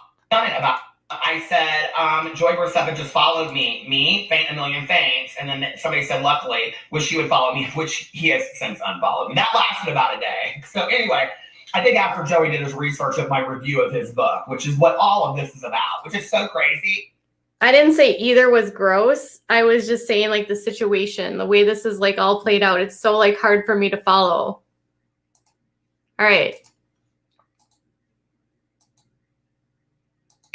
That all of this is about a book review that I did of Joey's memoir. So we're going to get to that in just a second. We'll get into that right now. So anyway, Shane goes on to tell Charles Gross that he always thought that I was just this happy, gay, silly Santa Claus. I will say that I love him when he goes on his random tangents and he like laughs about like his, like he did this one thing where he was talking about the recorder and I was like laughing so hard. Yeah, I've been referred to as a lot of things in my life. Okay, meanest reviews, Joey said it was one of the meanest reviews I got that really hurt my feelings. That's what Joey told Shane about, this is so interesting to me because it's just like, you know, I said a lot yesterday about what happened in Las Vegas, but I guess that Shane Dawson forgets what he told me about Joey Graceffa. So, you know, I mean, is that another video I need to make? I'm about ready to start calling out. Peter is milking this. He has made so many videos about this. I was going to come out and do a tell-all like nobody's business. I don't know that I need to win no lottery. I'm about ready to just spill the beans on all of it. I'm so over all this. Such a bunch of fakery people. All they care about is it's just all about money and who they can control and power. It's just really, really sick. Dude, that's what I just said. It's all about money and who they can control and power. Exactly. It's very, very true. So then he goes on and he says that it was really... Okay, let's move on from the comments, you guys. Or I don't want to close off the chat. Brutal. That my review of Joey's book was really brutal. It was like a troll comment, he says. He goes, and this is a direct quote from Shane. That I said, okay, this was what he said my review was. Why is this effing kid writing a book? He's a effing loser. It effing sucks. And that's what he said. I literally said in my review. Well, let's go read my review. Who is he talking about? Is this Shane? Memoir has received anything more than 1 star is hilarious. Horribly written and almost impossible. Effing loser. It effing sucks. That was my review. Asked Trisha why she was friends with me. Because I kept making videos about her. And the reason why I kept on making videos about Trisha was because she told me that I could at that time. You know, since I've changed my tune about that, You know, and I'm like, I'm going to cover what I want to cover over here. But back in the day, I would call Trisha and I would say, or text her, and I would say, hey, I'm going to make a video about this. Do you care? And she'd be like, no, I don't care. Make the video that you want to make. You know what I mean? She's like, it's drama. It's whatever. So why Shane, it's so interesting to me that Shane is now like constantly inserting himself into all. So he's like basically proving my point in that they would check in with people and make videos based on what the people would tell them they could make videos on. These different relationships, and it's like very telling to me who he is. He goes on to say that I'm an effing snake, and that the reading, and then he goes back in and talks about the book review again, and he says the book review was one of the meanest things he has ever read in his entire life. Really? One of the meanest things you've ever read? Girl, you better stay off the Insider and the Reddit threads about yourself right now, because you are not ready for all that, okay? Then he goes in and it talks about this Christmas party. Now, I don't really remember how a lot of this went down, but I will say, Shane said this, that I told Trisha, I don't know why Shane effing invited Charles Gross and blah, blah, blah, whatever. Okay, so he doesn't know why Trisha was invited, blah, blah, blah. Okay. Okay. Now, here's the thing. I do probably think that I talked to Trisha about this Christmas party, okay? Because the only way that she would... Does he actually get to the time. And they put people on what they really think of them and put Jacqueline in the middle of that and ask her about a circle and saying a bunch of stuff to her. I said at that time, I'm sure probably it doesn't make me look great in the greatest of lights, but was I ranting and raving like a fourth grader like you said? No, okay? Like, I could care less. I wouldn't have come to your Christmas party anyway. I didn't know any of those people. I have severe social anxiety. I wouldn't have put myself in that situation with a bunch of YouTubers that I didn't know, okay? I just would never have done that. Not to mention, after hearing about how y'all treated, what was it, Jacqueline Hill, by putting her in the middle of the circle and saying a bunch of stuff to her, I don't want to hang out with any of you people anyway. You're cruel to your friends. And this is even more evidence. If you don't know what I'm talking about, Jacqueline Hill, I think it was when Charles Gross was going to be on his podcast. I can remember Charles Gross posted a picture and he was at the airport. He posted it on his, and the reality. Where is he actually? People anyway. Where does he actually read what Shane said? Banked on the fact that we were. But when people start putting ever read in his entire life. Really? One of the meanest things you've ever. Does anyone know if the timestamp 1240?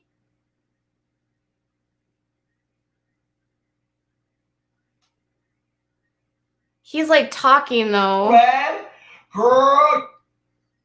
Do you know what?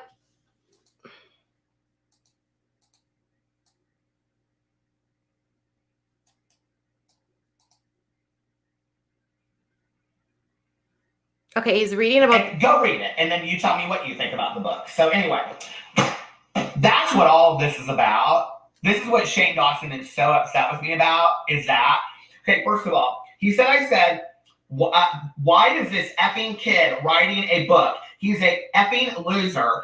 It effing sucks. That was my review that Shane Dawson said that I read. Let's go back in here and read my review again. The fact that this memoir has received anything more than 1 star is hilarious. Horribly written and almost impossible to get through without throwing it in the trash.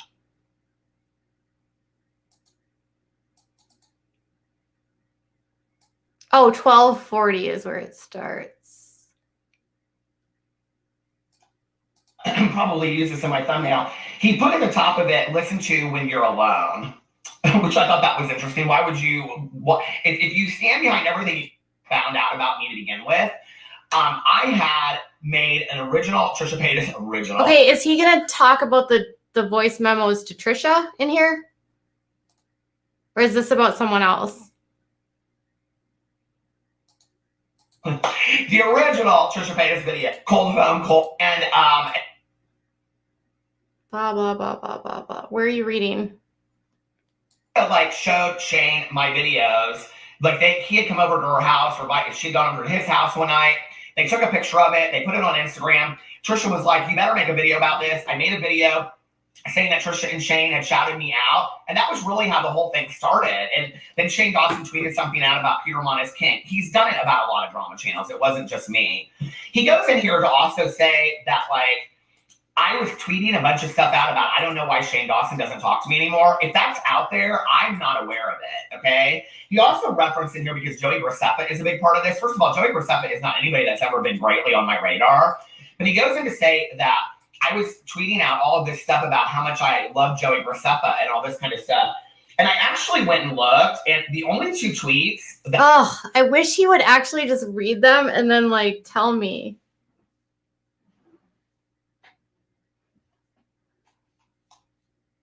I don't really, he reads parts of them. Like, I wish he would just, like, read them, and then, like, he gets, like, so stuck on, like, he gets, like, he goes off on his tangent. was, I don't know if feelings. That's what Joey told Shane about, this is so interesting to me because it's just like, I said a lot yesterday about what happened in Las Vegas, but I guess that Shane Dawson forgets what he told me about Joey Graceffa. Okay, I don't care what Joey says. Oh, this is what he said about okay. So long story short, what we're learning about Shane is that Shane talks crap about everyone. Okay. So Shane talks crap about everyone, right? And then what?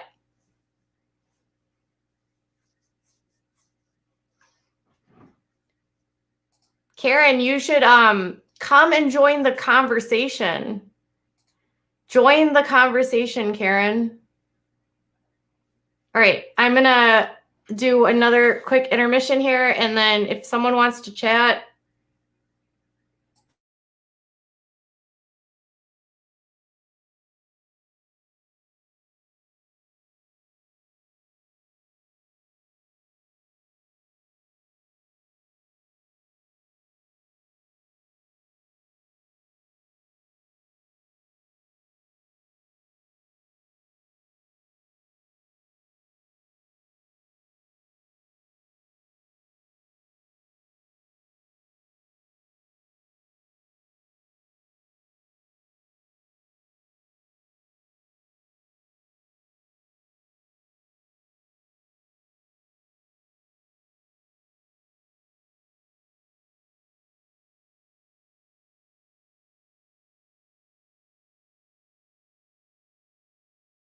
Okay. So my question is like, so he talks crap about people, but this is like what he does, right? Like he talks crap about people on his channel anyway. So I don't know. I'm over here like confused. Like, is this really a story that he's talking crap about people? Like, what are these voice memos and what did he say about Trisha? Because she was like, oh, it's not that bad, but he was like mocking me kind of.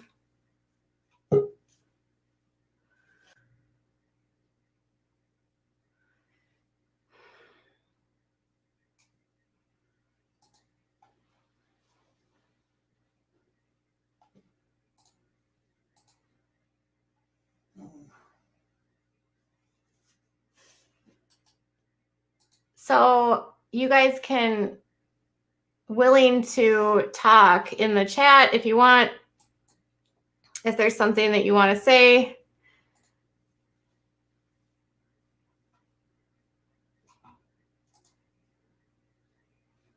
No, I'm not turning off the public chat. I won't turn off the public chat. If you guys want to do super chats and support the channel, that would be great. We will always be so thankful and grateful of super chats and stickers. There hasn't been a lot of those tonight. I know we're in a recession, but you can always support the channel that way.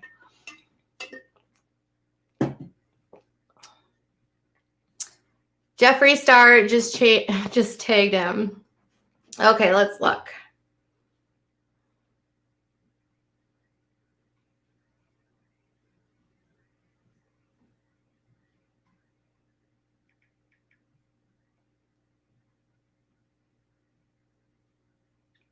Jeffrey uploaded a new video about his Pomeranian. Good morning, everyone. Yes, it's almost time. Brand new video will be up. Dessert! Are you? Yeah, no.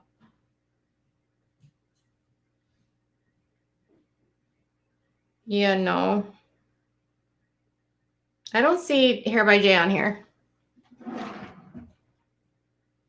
He put the Shane conspiracy stuff on sale.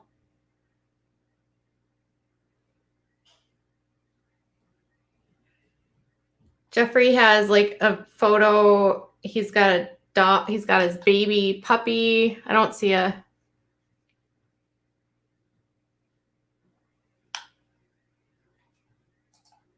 Thank you for your super sticker. Thank you for your super sticker.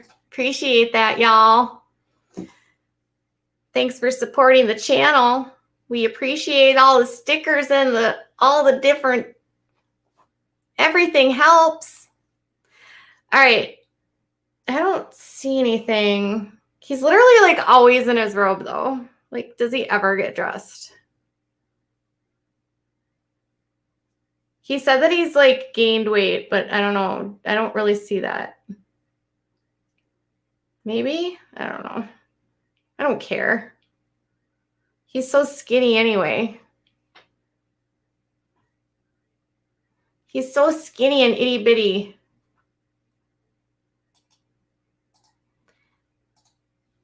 Nobody wants to talk tonight. It's wild. Normally I can get people to live stream with me. He has a lot of wigs though. He's actually dressed in this one. That's what, is that Louis Vuitton? Yeah, it's Louis Vuitton. He has a lot of wigs. A lot of wigs. Does he want to become the next Hugh Hefner? This is, oh, this must have been when he did the podcast. That's exactly what he was wearing.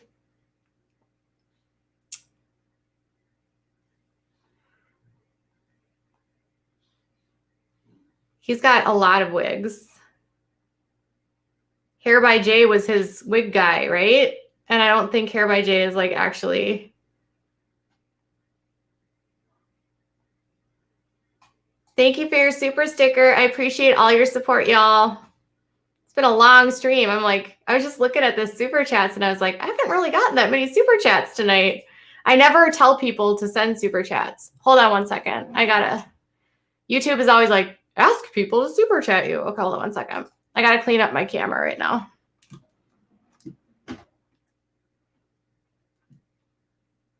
The conspiracy palette is on sale. Is that on sale on his website? I know that he had a BOGO buy one, get one free on Pop Beautylish, right? Had buy one, get one frees earlier this week. I don't have my camera on. I'm cleaning out my, I gotta clean out my card.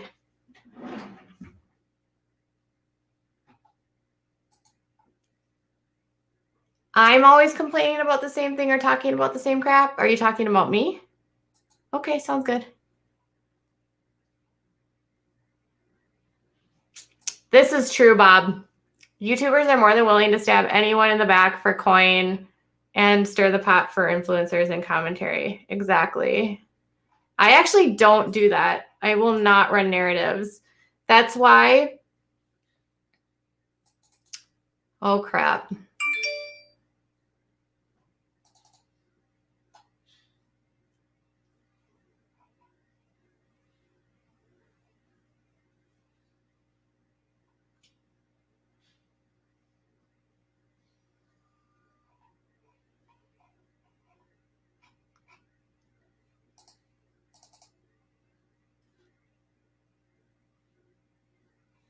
Oh, you guys, stuff is about to blow up on the internet. I can't tell you why. Okay.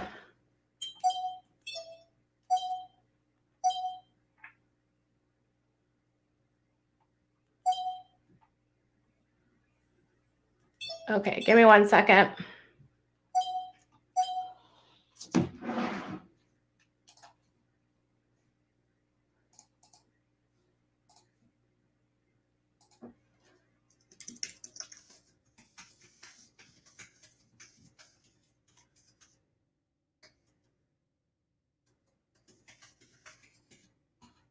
All right.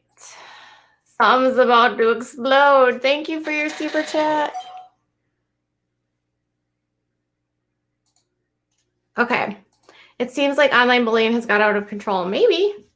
It's been on sale for a few weeks. $31.20 for conspiracy. Thank you for the super sticker. You guys are so cute. I appreciate it. I never, ever, ever push it. I know, like, I had a meeting with my YouTube manager this week, and we were talking about like super chats, and they're like, you know, don't be shy, ask for super chats. And I'm like, oh, it's so uncomfortable doing that on my channel. I've never been that person that does that, but yay, support the channel if you like this kind of content, definitely appreciate it. What do I think about family vloggers? I'm not a huge fan of them, but I feel like we need more protection for kids. Okay. Hold on one second. All right. Yay!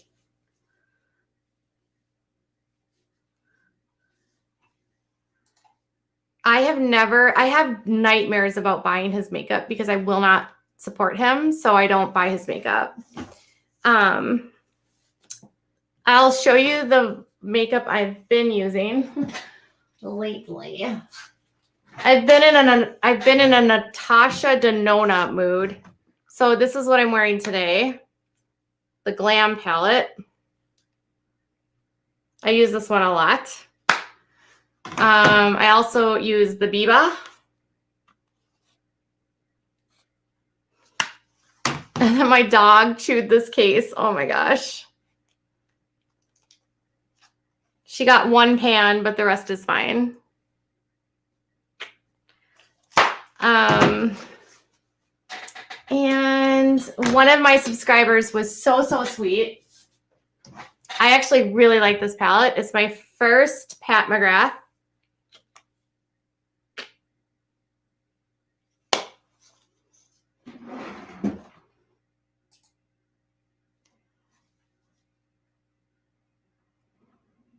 You're a makeup addict? I have a lot of palettes. This is another one of my favorites. Huda Nudes. Let's see. I used to really be into like Too Faced and stuff, but honestly, since I found Natasha and Pat, I'm kind of like over Too Faced. So I have a bunch of Too Faced palettes, but I don't use them anymore because I really liked Natasha because you don't have to do a lot of like working in. Like I feel like with Too Faced, the pigment is like not very great, but like I feel like with Natasha stuff, the pigment is so good.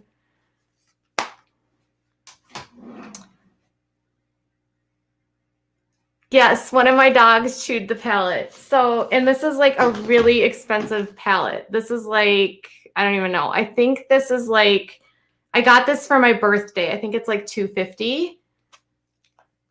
So this was the only pan that she got that was like destroyed. The rest of them weren't touched. And then she got the top of this one. So I'm just not using those colors. I know, I'm so sad.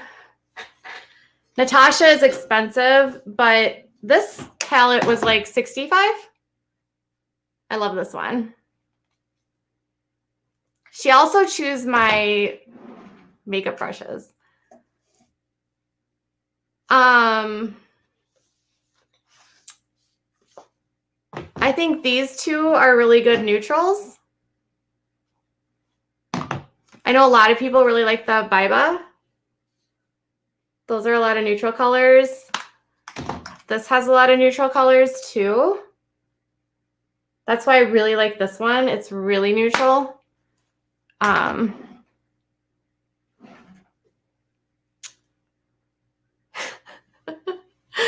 know.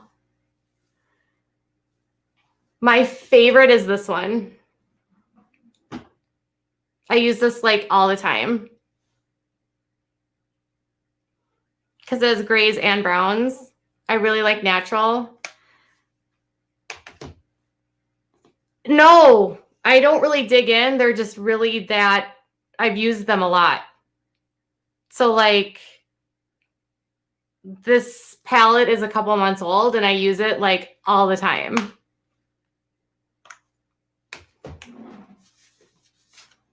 And like I said, this was a birthday gift, so I wouldn't normally spend that much on a palette.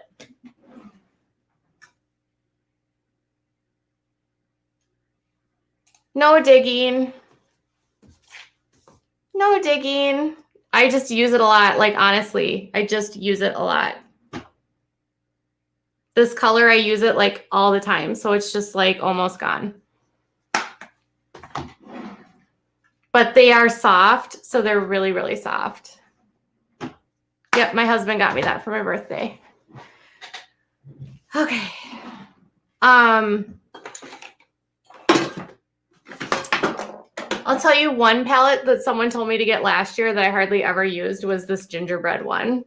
Like this one was the one I'll like, it's from last year. It was like Too Faced's gingerbread. It was so orange. I was like so not into it.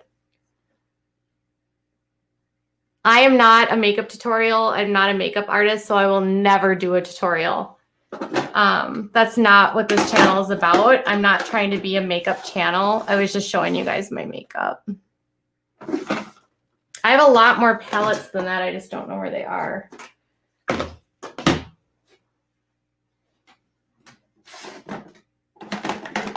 This one was one of my favorites for a really long time. Too Faced chocolate bar. Oh, actually, this one. If you want a really good neutrals, this one is one of my favorites. It's the Natural Nudes. It's called Born This Way by Too Faced. I love this one. I will say of all of the Too Faced palettes, this is like by far my favorite. The gingerbread palette does smell. Yes. But this one does not. But this one, I like it because it has like browns, pinks, mauves. This is probably one of my favorites. And then another sort of like equivalent to that would be the Naked Reloaded by Urban Decay. Although I'm not a huge fan of Urban Decay overall.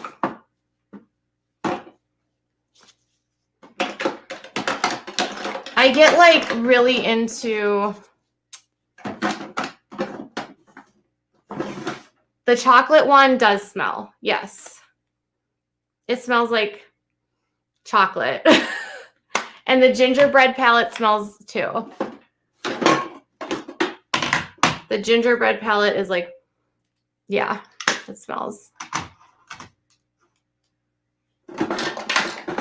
And then I got this one, but my skin tones don't look great on this one at all. But this is the Naked palette. It has like a lot of yellows. That's like from last year.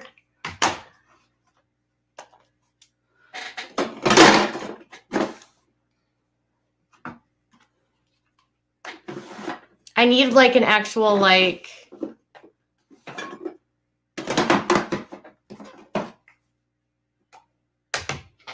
I want to get another Pat one.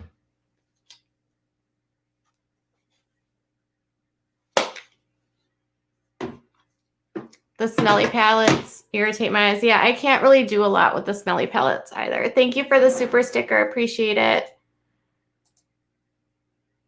I think the Too Faced one isn't super expensive. Let me find out.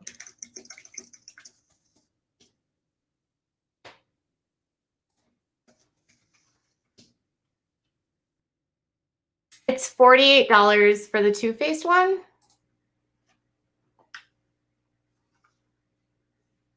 Yeah, I didn't like the honey one either. I don't like the yellows and the honey. Like, I went to Sephora and they were like, everyone wants this palette. And then I got it and I was just like, I don't like it. The yellows are really yellow and my skin does not look good with yellows. So I should have known that. You tweeted me a sale for Pats. Oh, thank you. Yeah, if you're not following me on Twitter, dude, I'm scared. The internet's about to blow up though. Okay.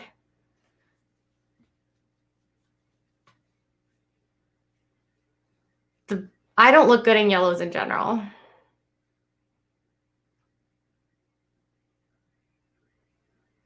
Halsey's new line. I haven't seen that.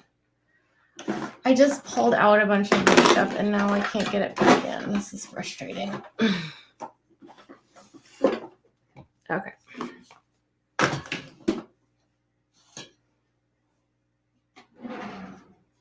You didn't like the yellows at all. What is a palette you guys are using?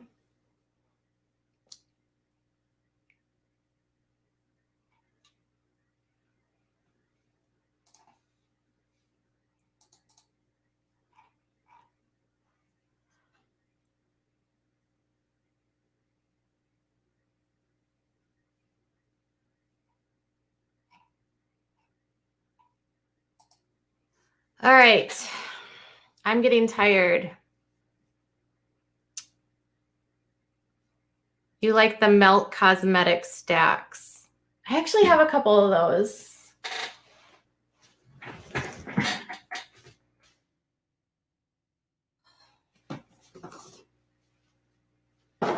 Or I did. I have 2 Melt palettes. I just don't know where they went. I have a lot of palettes.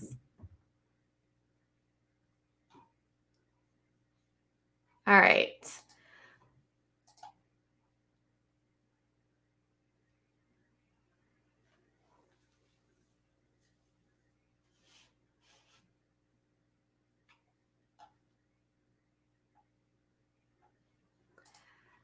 All right, so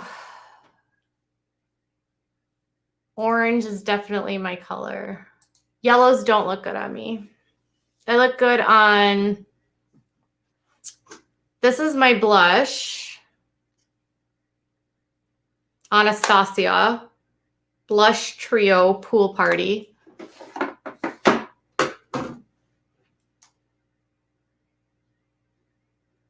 I like Natasha's palettes, Natasha's.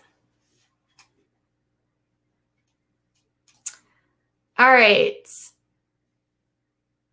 Jail time. Yes, arrest me. You guys are so smart. You know everything. I know. They all think I'm going to jail. It's so not true. All right. So I'm probably going to go downstairs because it's 10 o'clock. I might jump on to my second channel if you're not following me on the second channel. If you want to, just want to say thank you for the super chats to the new members. If you have a super chat or membership you want to give before we go out, make sure you support the channel. Jennifer, Lawton, Dina, Carly, and Sandy, thank you for becoming members. And John, Horses, Denise, Prissy Doll, Mallory, Nonstop Jen, and Fresh Lemons, thank you so much. Lila Chat, I do not see any super chats from you, but that's totally fine. All right. Hope you guys have a good night. Thanks so much for joining me.